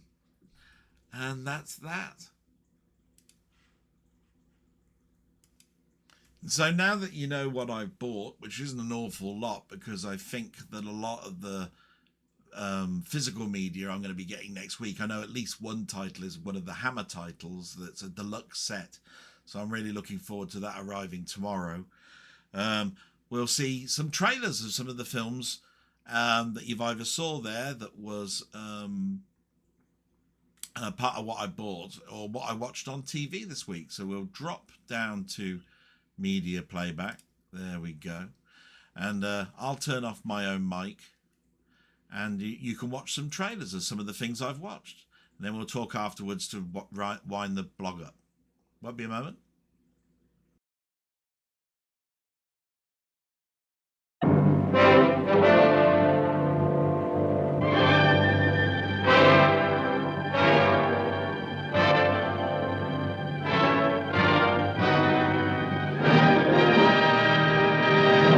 Ingredient number one, a very warm, very wonderful story about a boy, a girl, and a very special kind of problem.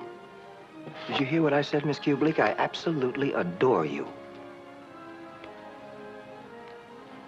Shut up and deal. Ingredient number two, a brilliant cast. Jack Lemmon in a delightful role which gives full rein to Jack's amazing versatility.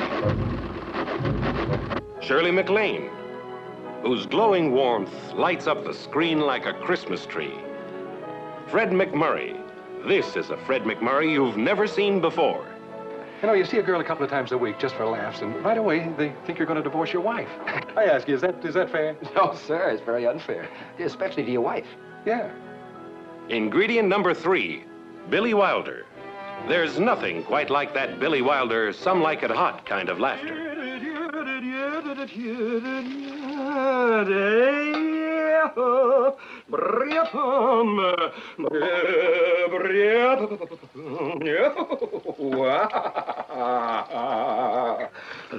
Are we dressing for dinner?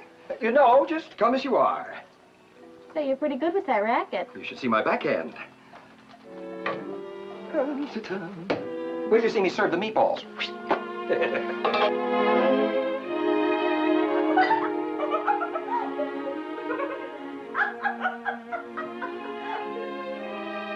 Mildred, he's at it again.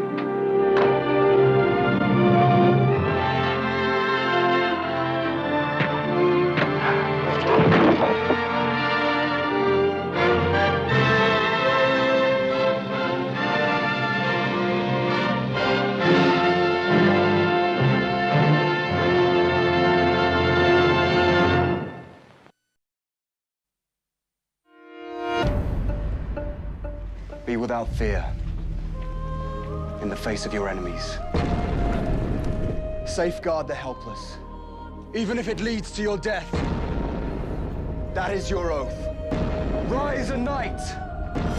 Rise a knight! What becomes of us? The world will decide. The world always decides. A new world. A better world than has ever been seen. There, you are not what you were born, but what you have it in yourself to be. A kingdom of conscience. Peace instead of war. Love instead of hate. That is what lies at the end of Crusade.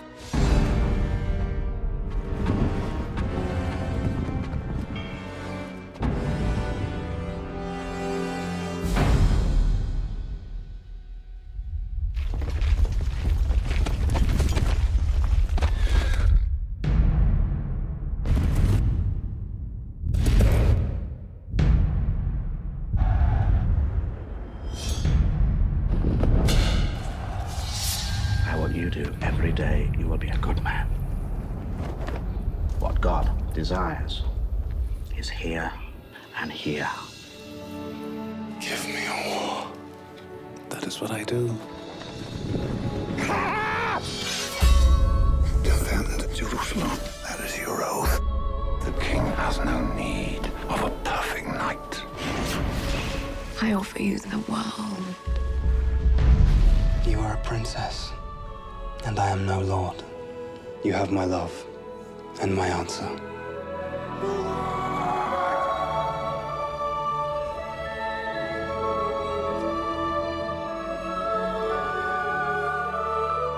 I go to pray. For what? For the strength to endure what is to come.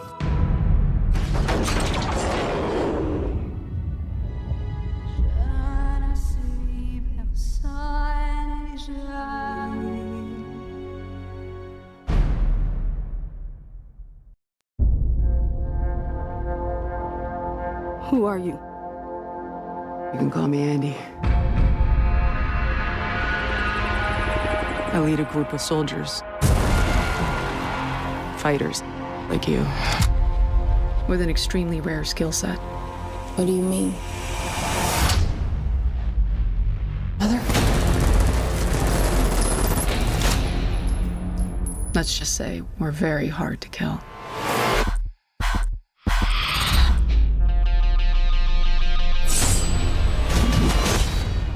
You've got questions, kid. You want answers? I have the new one. And? I think she has potential. See, you're already healing faster. You're gonna do great. So you good guys or bad guys? Depends on the century. So we really never die. Just because we keep living doesn't mean we stop hurting. Throughout history, we've protected this world, fighting in the shadows. But it's nearly impossible to disappear in the world we live in today. Would you like me to take one for you? Oh, thank you so much. Here you go. Thank you. These are extraordinary individuals. They are extremely resistant to capture.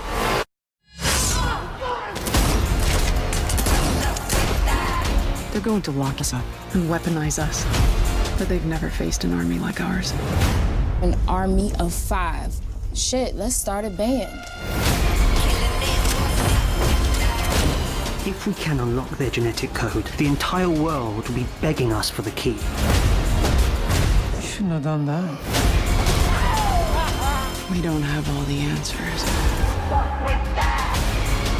But we do have purpose.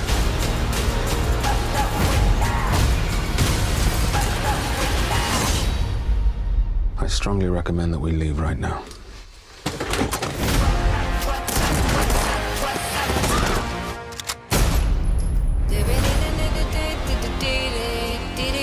Let's move! Wait for the signal. How the hell can you even tell? Oh.